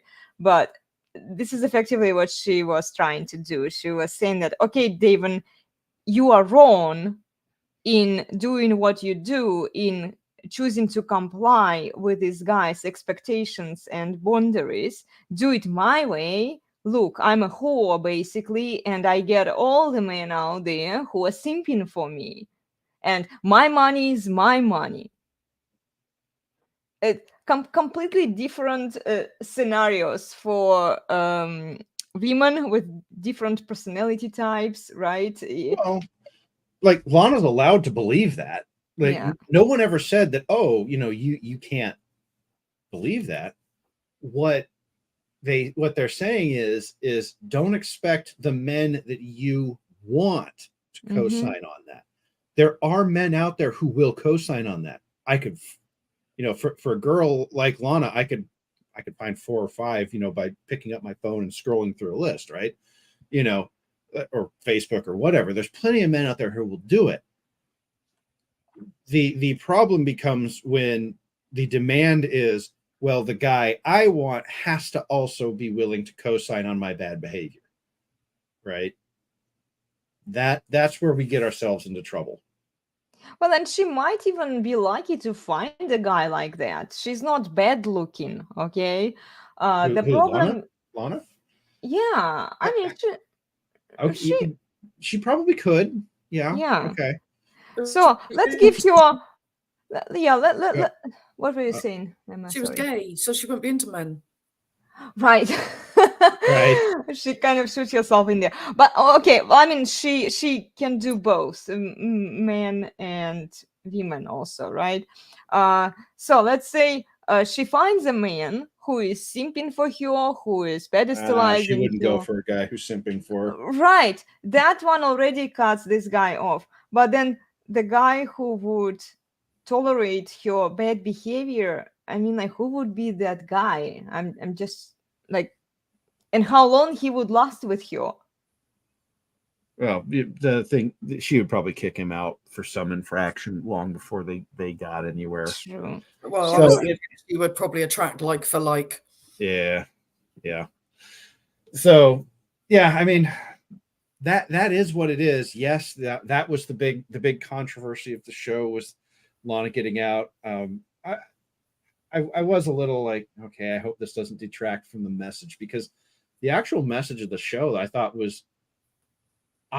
was far more balanced, even, and sort of, you know, focused on actually trying to solve the problem. I mean, that's why we were there. I was not going to just run around just for the first chance to just be on something. No, like, it had to be something that pushed, because as I said at the beginning, I do believe men and women are better together than they are apart. So, you know, I wanted something that was actually going to try to help push that forward. I do think that the skits are an interesting idea. I like that sort of format. I do wish we had gotten the sound figured out beforehand. Yeah. But we do it live. It is what it is, folks. We're going to see you doing skits next. No, you won't. He doesn't want to be on camera. I'm actually glad that I'm glad that somebody in the red pill is doing this, because it shows the intersexual dynamics between a man and a woman. And we've been so flooded with these shows with catharsis, where women get pulled from the shows and like showing these promiscuous women for the most part, right? Where people don't see the difference. They don't see how a married woman, a woman with the family values, a woman who loves and respects her husband would behave. So men are only presented with one side of the truth. And it is true. I mean, there are so many promiscuous women out there, but they don't see the full picture, that there are also different kinds of women who are decent women. Like even like Shay, for example, she has the potential to be a good wife. She does. If she does, but she's got a lot of programming to unwind. And she does, yeah. And I think that's just true of this entire generation. I've been there have been conversations elsewhere where we've talked about just how bad it is. I mean, even the night after we flew back from this thing, I was, sitting with my dad having a conversation about this, and he was like, and he just looked at me and he said, it used to be that the grandmas and the grandpas, they would take their daughters and their granddaughters and their grandsons aside, and they would say, no, that's just, here's how you deal with this. This is how things work. Like there would be that sort of generational, not just knowledge transfer, but experience transfer, right? Saying, here's how you could deal with this. And we really don't have that anymore. And so like, how do we deal with this problem of people have no idea how to behave? And so interestingly enough, you start to see the most, I use the term feral, as in feral cat, but it's sort of like this reversion to their basic biology, right? They just become their most biologically correct version of themselves. It's like, well, no, humans have evolved. We have this thing called neocortex. It allows us to override our base emotions and desires, right? And it is the thing that has created the technology that we're using today, right? Like it is a powerful tool if we can harness it. And it was our grandparents that used to be our parents and grandparents, and then it was just our grandparents, and now it's nobody who would say, hey, no, look, you kind of screwed up there. Here's how to handle this in the future. Here's here's how we did it when we were young, right? And it worked. We don't have that anymore, and we need to get some of that back. And I don't know where to get it, because that programming has been going on for so long that pretty much everyone alive today is born with it installed in their head in some fashion. Yeah. And like, how do you take somebody like Shay, who has never known anything else? And I mean, yeah, you can say, you can put something in front of them and say, here's something else. But I'm reminded of a story from when the Pilgrims showed up on the East Coast of the United States. There were reports that the natives could not actually see the ships, but they could see the ripples in the water. Like, because their brains didn't know how to process a sailing ship. Right. It's sort of like this mental blindness, right? Because you don't know how to process what you're seeing. You can't really see it. And so, but they saw the ripples in the water because they understood the ripples from waves and whatnot, right? I don't know if that's exactly what happened or not, and this is a relayed story, But my point is that I don't think that we can see the ships anymore. And what we're seeing now in places like the Red Pill, but also elsewhere, are the ripples in the water. The people know that something isn't right. They know that something's going on. They just don't know what, and they don't know how to deal with it, and they don't know how to process it. And hopefully somebody like Shay takes something out of what was presented there and can do something with it, But the reality is, it would probably take a concerted, almost designed effort to sit a person like that down and say, okay, here's how you've been lied to. Okay, X, Y, Z. Here's some alternative ways of thinking. Okay, here's some things you're going to have to do. And then they go out and they try it. They fail at some things, succeed at others. Where they fail, you go, okay, well, have you, here's how you deal with that. Just like your grandparents would, right? Yeah. And it's a long process. And I to be honest, even with somebody like Elena, who was not necessarily programmed that way from birth, there was still things where I had to go back with her and I had to say, no, this is not how things actually work. Here's what's actually happening. I'm not going to put the specific details out there, but those conversations happened. And I think what we need to tell men is you need to understand that the women you're dealing with are not going to, like, yes, you men understand this and you kind of can just slot right into it because we're kind of telling men to behave how men are wired to behave, and so like they're not going to have as much trouble, and so we talk about things like boundaries, and that's why we say, okay, men, look, if you start pushing boundaries on your wife, she's probably going to leave you, and you have to be willing to take that consequence, right? That's why we say things like that, because the only way to undo this is to very slowly start showing women a different path. Yeah, and men will have to sacrifice. They will have to be okay to sacrifice their pussy boat via their wife. I mean, like seriously, if they don't, so that it will be a good step forward for later generations. Okay, yeah, it will suck for this man, but if they are resourceful and they take care of themselves, and eventually they will be able to find another woman and have the set boundaries with her. Even Rolla was saying that don't try it on your wife or on your current girlfriend. Find a new one but with a new set of rules, so that she and I like to use rules because I don't know why, boundaries. Okay, let's call it boundaries. With a new set of boundaries, right, that you want her to comply with, you might have more luck with another woman rather than with your current woman, because your current woman hasn't signed up for you to execute these boundaries on her, especially when you were a comfortable pillow for her for so many years, right? And then when you start changing, it will be a good lesson for her. But this is how women will actually learn when men start, okay, no, you can't abuse me anymore, right? You can't nag, you can't beat your way.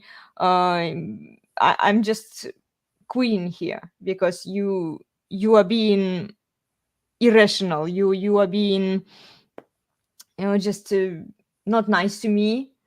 And men need to start doing this for the well-being of our children, and so that other men, the kids, the boys, can learn it from their fathers. Yeah. That's oh man, I don't even want to open that can of worms. What do you do if you're married to one of these women? Sorry guys, I don't have an answer for you. Yeah, you're going to have to navigate that one on your own, because there's no right answer there. Because if she leaves now, now we have another broken family with kids that are split, and that doesn't work either. I wish I had a better answer, guys. I really do. Yeah.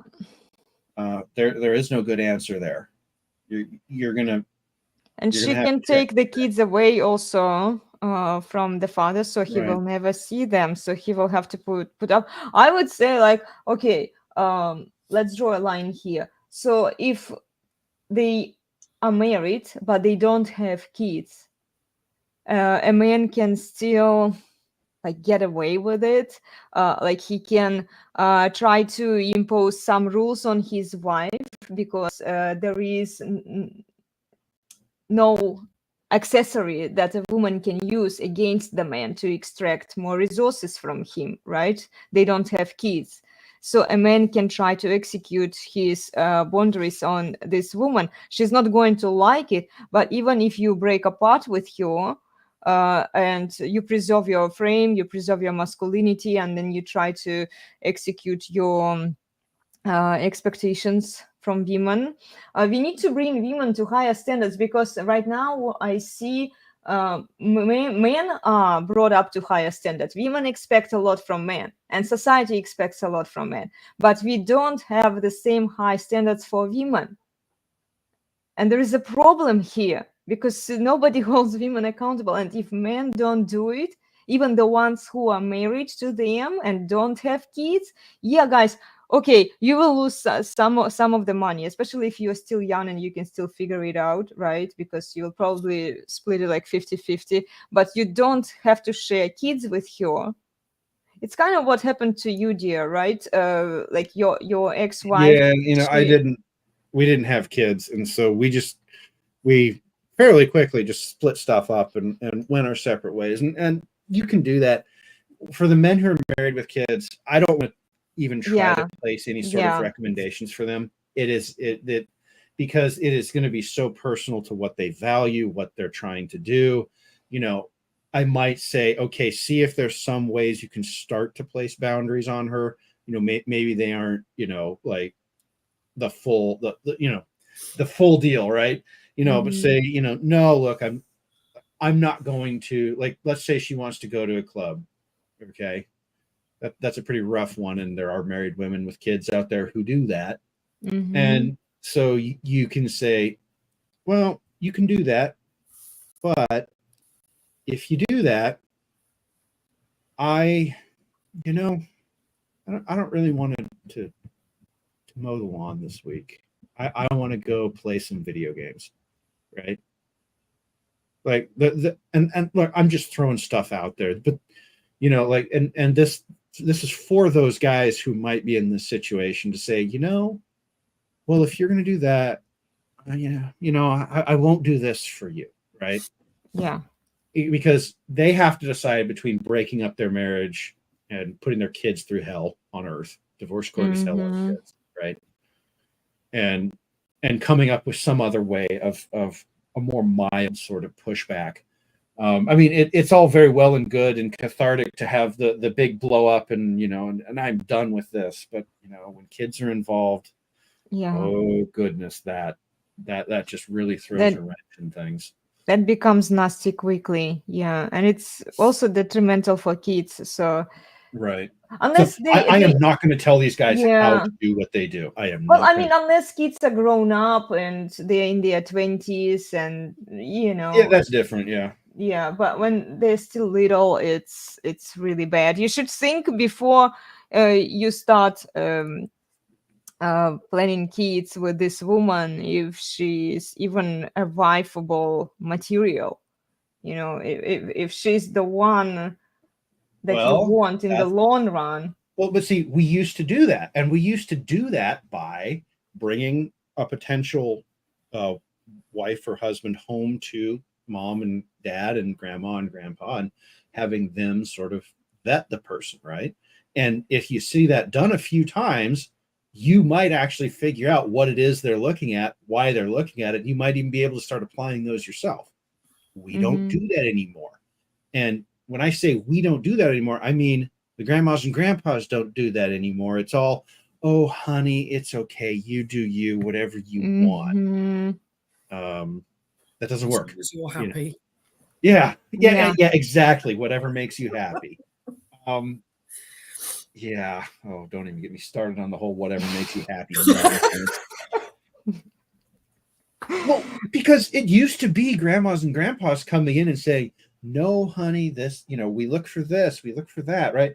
And they would sit down and they would grill the guy or the girl. Well, you know, it used to be things like, do you go to church? Do you want to have kids? You know, they would, the grandparents would answer those questions for you, right? You know, what are your favorite meals to cook, what is your, like, for the guys, what is your future employment situation look like? The parents would all take care of this stuff for you. And then, you would hit your mid-20s and, you'd seen this 5 or 6 times. You go, okay, yes, you're right. I can hear my mom or my dad in my head asking these questions, so I better just ask them, right? Mm-hmm. We don't do that anymore. And nobody knows how to do that anymore because everyone's just like, oh, whatever makes you happy. Bullshit. Yeah. Well, my dad, he outlaid the questions for men. I actually introduced him to one poor guy, which we were just friends with that guy. And I told my husband about this story. It was very funny. But how my dad drilled this guy, with the questions that he asked him. And then my mom was so protective of the guy. It was just hilarious to watch, like the dynamics. And I took my dad's side because I was like, okay, if my dad doesn't wish me bad. And this is what a lot of women don't understand. They have a very bad relationship with their dads, but your dad is the first man that you're going to see. And he's the one who is going to show to you how a man should behave, right? But when there are a lot of dads out there who are just simps for their wives and who are walking on the eggshells around their wives, just, oh, my dear sweetheart, so that you're happy, I'll do anything. The girl expects this kind of behavior from other men as well, because this is what she sees her dad is doing. So if a woman doesn't have a strict dad who would hold her accountable, because he would actually prepare her to be a future wife for men. This is why I always tell guys, it's not enough just to go to a different country to find a wife. Like Thailand recently, somebody in the comments mentioned, oh, I'll just go to Thailand. They are fewer feminists here and I enjoy my time here and everything is cheap and affordable and etc. Well, some of those other reasons are perfectly valid, like everything is cheaper in Thailand. Yeah. The thing is that we need, like, in Thailand, the women are not necessarily feminist in terms of like their politics or anything. But I think where guys get confused is that those women still have female nature, guys. Yeah. Women are still women. Men are still men, right? We are what we are. And if you think that you're going to go to Thailand and find some sort of idyllic 1950s, I hate to say it because it's really sort of almost a caricature of the 1950s. The 1950s weren't perfect. There was still a lot of cheating. There was still a lot of stuff going on that we wouldn't like today in the 1950s. No, you're not going to find that anywhere in the world because female nature is what it is. Male nature is what it is, right? Those things haven't gone away. They're not going to go away ever. If you haven't learned how to deal with people in that state, it doesn't matter where you go. You're not going to find the success you're looking for. And again, your parents are the ones who are responsible for teaching you how to deal with people in that state, right? Yeah. Your mom is responsible for showing you how to, if you're a woman, your mom is responsible for showing you how to interact with men. If you're a man, your dad is responsible for showing you how to appropriately interact with women. That doesn't mean simping for them. It also doesn't, being an abusive drunk, right? That's not good either, right? There are extremes on both sides here, but you can respect a woman without co-signing on all her bad behavior, right? And we used to know how to do this. Not everyone. I get there's lots of individual cases, but in general, we used to know how to do that. And what I would say, really, the message is, let's all have some patience with each other as we figure out what this looks like, because nobody knows anymore, right? A little bit of patience, I think, will go a long way. Yeah, and trying to understand what the other person wants, and not even what not what the other person wants, how the other person is thinking, behaving, etc. Yeah. So, and that is That right there is the whole point of all these videos, is to really draw out this idea of, let's all sit down and really understand what the person wants. Mm-hmm. No, that's what I say, Donovan. Well, not once. No, well, I mean, no, way you're that- right. How the yeah. other person is behaving, why they're behaving that way, Yeah, how why we they- can interact with it. Do I Yeah. necessarily agree with everything that Donovan said and how he said it and all of that?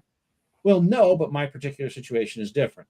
Elena's a little more compliant than some of the women on the show, shall we say, and our boundaries. But I went through the same process. I established boundaries, Mm-hmm. So it's not like it changed. You Like, just have different rules and expectations from me than Donovan does from Devon, but it's effectively the same principle. It's the same concept. well, and one of the things that I had to explain to people is that Elena has a little bit more. She's earned through by complying with the boundaries and understanding that they're there and they need to be respected. She's earned a little bit of, I don't want to say leeway, but sort of like trust on my part, where I don't feel like I have to control and watch every move she makes. Like people will say, oh, but you can track her phone. I can, but that wasn't done so that I could watch her every move. That was actually done specifically because I was going on a trip. Yeah, I was going on a trip for a week, and I was going to be thousands of miles away in London. And if something happened to her, I needed to be able to, she would call me, but I needed to be able to look at where she was and call my dad and say, can you go get her? Right. It like, just because we do something doesn't necessarily mean we're doing it because we want to be, like all up in another person's business. Do I have access to her Instagram, as you mentioned earlier? Yes, I do. Do I check it every day? No. Instagram I find to be mostly vain. I slew down on it right during this holiday season. Yeah. I'm rarely there. Right. So it's like, I don't check it every day. I have access to it because I've had conversations with people in her friends list. Like I've had to step in and like we've had to really parse some words, and sometimes it's easier for me to just sit down at my keyboard, think out the message, and start typing. Right. Just because yes, it's nice to see what's going on in her Instagram, and yeah, fellows, I see your DMs. There are not that many. I actually, I know, but I see them, and when we see them, and you guys know what we're talking about, we both have a good laugh. Okay, so don't. It isn't just to keep an eye on her. Like sometimes we do it to have a good laugh at y'all. Sometimes it's just, I need access to help her out with something. So don't just automatically assume that I'm doing it to control. She's actually earned a fair degree of latitude in how. And honestly, I don't mind this kind of control. Let's say it's I wouldn't even call it control. It's more like supervision. And man is supposed to be the head of the family and the leader in the family. He's supposed to take the important decisions, and if a woman doesn't comply with his expectations and his rules, coming back to the rules, right? Like, but at the same time, look, if you want to get something, you need to bring something in exchange, and this is the aspect that is not being taught to modern women today. They think that they deserve to be loved, to be accepted for who they are, without bringing anything in exchange, without providing any value. And it's very entitled, very toxic, very narcissistic attitude that women have today, because they believe that just a man owes them all the good things, and she doesn't even need to give him access to her Instagram, or cook for him, or do dishes, or do other things in the house. But she expects him to split her duties 50-50. So this is what Joko was saying. So you are supposed to, as a man, okay, a man here, you are supposed to do 100% of your work plus 50% of her work in the house. If we are talking about like house chores, and that was a good video by Joker. Are there any other questions, comments that we need to get to, sweetie? I don't think so. Yeah, that girl, I don't think she was even here. No, she was a troll. Yeah. Yeah, I think so. Yeah. Like and she didn't hear the full answer that I gave, because there's so much going on behind the scenes of these things that you know, like if Donovan wants to call her a bimbo, like, okay. I'm not gonna knock him for that. I was there behind the scenes. I heard some conversation you didn't, you know. Okay, right. So, but that just goes back to what you see on social media, what you see on YouTube is not the full story. It never is. No. Please don't, you know, if you're trying to make a statement that all of this is bad because, you know, of what you saw, again, you're not seeing you can't see the full story on stream. We simply can't do that way. Do it that way because we were busy trying to get things set up while these conversations are going on, right? We're moving cameras and microphones and we're replugging stuff, right? It's not like you can just have the cameras on the whole time, right? You know, we got set up. Then once we were set up, we started, but the conversations had already happened and they didn't carry forward into the thing, but you know, maybe they leaked out somewhere else. You know, look, it's yeah. I have issues with people who come in and they try and cherry pick something out of something like this, and this is effectively what it is. They watch the short format videos. They don't even invest their time into trying to understand what actually is happening there. And yeah, I really don't have respect for these people who are looking for the shortcut. They are only looking at shorts to pick on them, to catch some phenomena, and then go and like, and this is what this person said. Take it completely out of context, present it in their twisted own way. I guess this is one way to make content, but it doesn't make it good content. It's a very misleading, very delusional, and very nearsighted. It's not. It doesn't give you full information. People are going to believe what they want to believe, and they're not going to listen. Yeah. You know, I mean, I gave the long answer to what was going on. No one's going to listen to it because because they are here to just take what they want and run with it, and then say, "Oh, but this Plutarch guy, he." supported, and look how evil he is. Oh, Elena is also evil. Let's put you in that box as well. and Emma, how dare you co-sign on any of this? Right. Well, there used to be a thing years ago that all Emmas are evil. So I mean, well, we don't think you are. So yeah, we like you here. There's probably people that do disagree, but hey, I can live with it. I own it. Yeah, there's always going to be people that disagree with us. Take it in stride, folks. It is what it is.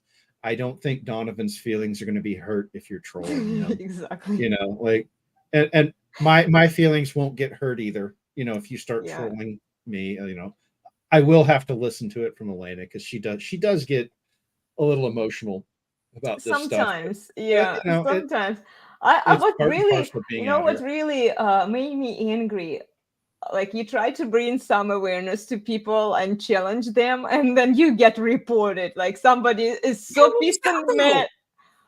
Do you remember on Instagram I was timed out for a few days? It was because somebody reported me. What? The content that I was saying about the Bible, okay? How feminists have twisted it, and they call Jesus their boyfriend. And we spent 4 hours diving into the Bible with Glenn Lawrence, Mr. Yeah, I Producer, remember you saying. right? A very knowledgeable guy. We were actually reading the Bible together with him. If you watch the 4 hours of that video, you would know better, right? Yeah. But since you didn't, you only saw that short that I did afterwards as a summary.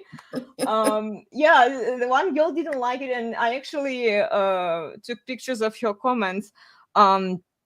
She effectively called Jesus her boyfriend. Women believe this stuff. It's also straight blasphemy. They're a bit delulu, aren't they? Yeah, you know, and the thing is, there's nothing we can do about it except, you know, block them, report them, move on. Yeah, You well, know, and this is what I did. Engage with trolls. Yeah. Because you know, she started trolling literally every single post that I was making there, and then she started calling me names, and I'm like, okay, you are done here. I'm not tolerate this behavior. I can let go of a few like maybe emotionally driven comments under there. So guys, be mindful what you write. No personal attacks, please. Okay, I will disregard the personal attacks. You will get away with one comment like that. If I see the pattern that you are attacking me or any members here in the community, I will report you. I will block you. So, and this is what I had to do. I even made it public. I didn't reveal your name, but if you go read the comments under the videos, you'll probably figure out who it was. And yeah, it just women are not held accountable. And but what do the trolls get out of it? I often wonder this. You know, do you want an answer to that? I mean, go for it. There is an answer to that, and the answer is there is this psychological emotional phenomenon of they feel like, so when they do that, they feel like they are disciplining you, right? Like they have some sort of authority over you, that when they do this, when they behave this way, that they are able to, they believe it never actually works, but it's a form of like a power. They're trying to impose their power, their views on you. How dare you? You know, and when you look at the form of the comments, it's, you know, you're wrong about this, you're wrong about that. Very common. You'll see some form of, you just don't understand. Now they won't say you just don't understand, but they'll say, you know, but this and that and like I read some of these comments, and I'm, you know, like I was like, okay, fine, just block her and report her. Yeah. You know, but it was like, you know, some of these things were like, okay, you are very clearly trying to really what you're trying to do is convince people, other people, not she wasn't trying to convince Elena of any of this. Clearly Elena has her views on these things. She's trying to convince other people to not listen to Elena, because that way this person can take power over Elena by preventing people from listening to her, by this is that whole deplatform cancel culture, and it's an attempt to take somebody's voice away from them because they're saying things they don't want you to be saying. That if you say them and somebody hears them, it's dangerous, it's threatening, right? Well, this is how your freedom of speech is taken away from you. Like, people try to control the narrative, they're trying to control the flow of information, but they don't realize, okay, you are on my I wouldn't call it my platform, right? Instagram is like public, right? But you are on my profile. You are coming here, you are shitting on my profile. Why should I tolerate this kind of behavior? I'm not going to. And the people that are already following you are already following you for a reason, so they're probably not going to listen to the troll anyway. Yeah, but she was trying. There was one guy, he recently started following me, and he was saying that these are very interesting points that I brought up, and then she responded to him like with this long message, and she just started like bombarding him also. So I'm like, you're not just attacking me. Okay, and then she called me I'm brown-nosed or whatever, you know. You're not just personally also attacking me, you are trying to attack other people as well.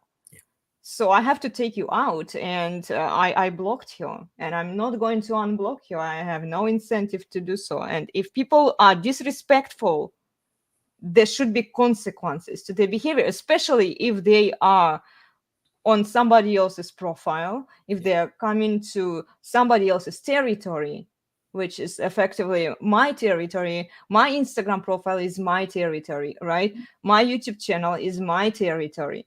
If you come here and you shit here on me, on Elena's Bar members, on Elena's Bar community, you will be disregarded, you will be disrespected, and you will be shamed for it. Shame has become my favorite word. Shame this horse, shame these things. Did you ever watch Game of Thrones? No, we have successfully avoided the Game of Thrones peer pressure. We have not seen a single episode. Well, there was one episode where they paraded the she was the Queen Mother, I think, Cersei, through the streets naked, and she had like this nun walking behind her with a bell going, "Shame, shame." Oh, yeah. Yeah, no. Just don't give Elena a bell, for God's sake. Okay, I will. I agree. We won't do that. Yeah, I'm just kidding, you know. Well, she's been on it. Like, I have to listen to all of this behind the scenes, guys, and you know. So like the whole block and report thing, that was me. But because it really is about, like, this is the dark side of cancel culture. This is the dark side of people trying to come in and say, you shouldn't have a voice because what you're saying is dangerous. We here are trying to solve some of these intransigent problems that have grown through the society. I understand you don't like our solutions, but two things. What you're trying isn't working, and the definition of insanity is trying the same thing over and over again and expecting a different result. Mm-hmm. But also, we're actually trying. We're not here trying to tear other people down. I mean, yes, shame those whores. But you know, we're trying to look at this and say, how can we come up with a different way? What are the different things? Yes, I'm not necessarily going to do everything the same way that Donovan does with Devon. Elena's a different person. I have not needed to use some of the same tools that he's had to use, right? I have had to use different ones than the ones he used, right? This whole space, it's not a straitjacket, right? Mm-hmm. You know, we're not tied into exactly one way of doing things. It's not one size fits all. Yeah, but you know, when you come here and you just say, oh, well, you know, like you're this for saying this, and I thought it was fascinating that it happened over the Bible, because one of the things that we did, and I think this is actually what set this person off, was that we read the Bible and then we said, now here's how this has been twisted over the years. Mm-hmm. Because the Bible, when you actually read the Bible, it's not, the language is not difficult, right? You know, and look, if you're not a Christian, okay, I'm not going to hold you to Christian standards. If you are, I will, right? And so, you know, we and I think what really set her off was trying to say that, look, the Bible doesn't actually say this, this, and this. And that's where the whole Jesus is my boyfriend thing, that's where the whole, you know, that's where all of that came from, is because women have been told by churches, by many churches, that yes, Jesus should be your boyfriend. Now, that's a little bit of a shorthand, right? That what they're really trying to say is that I am equal to a man in the hierarchy of the church. I have my own relationship with Jesus, and Jesus is my true husband, kind of thing. And it's like, that ain't actually in there, right? Yeah. You know, but when people have heard that their entire lives, notice a theme and a trend today. When people have heard something their entire lives, when somebody comes along and says, no, that actually isn't it, that actually isn't true, their first response is going to be a fear response. It's going to be a protect response. And most people today have been trained that you protect by lashing out. You protect yourself by lashing out at other people. Okay, so she's coming in, she feels attacked, even though she might have been attacked, like impersonally, right? Like by us saying things that contradicted her beliefs, she feels attacked. Mm-hmm. But you can't, if your knee-jerk response is to try and get somebody canceled or deplatformed, believe it or not, you're not actually winning the argument because you refuse to have the argument. Yeah. So that's what I would say about that.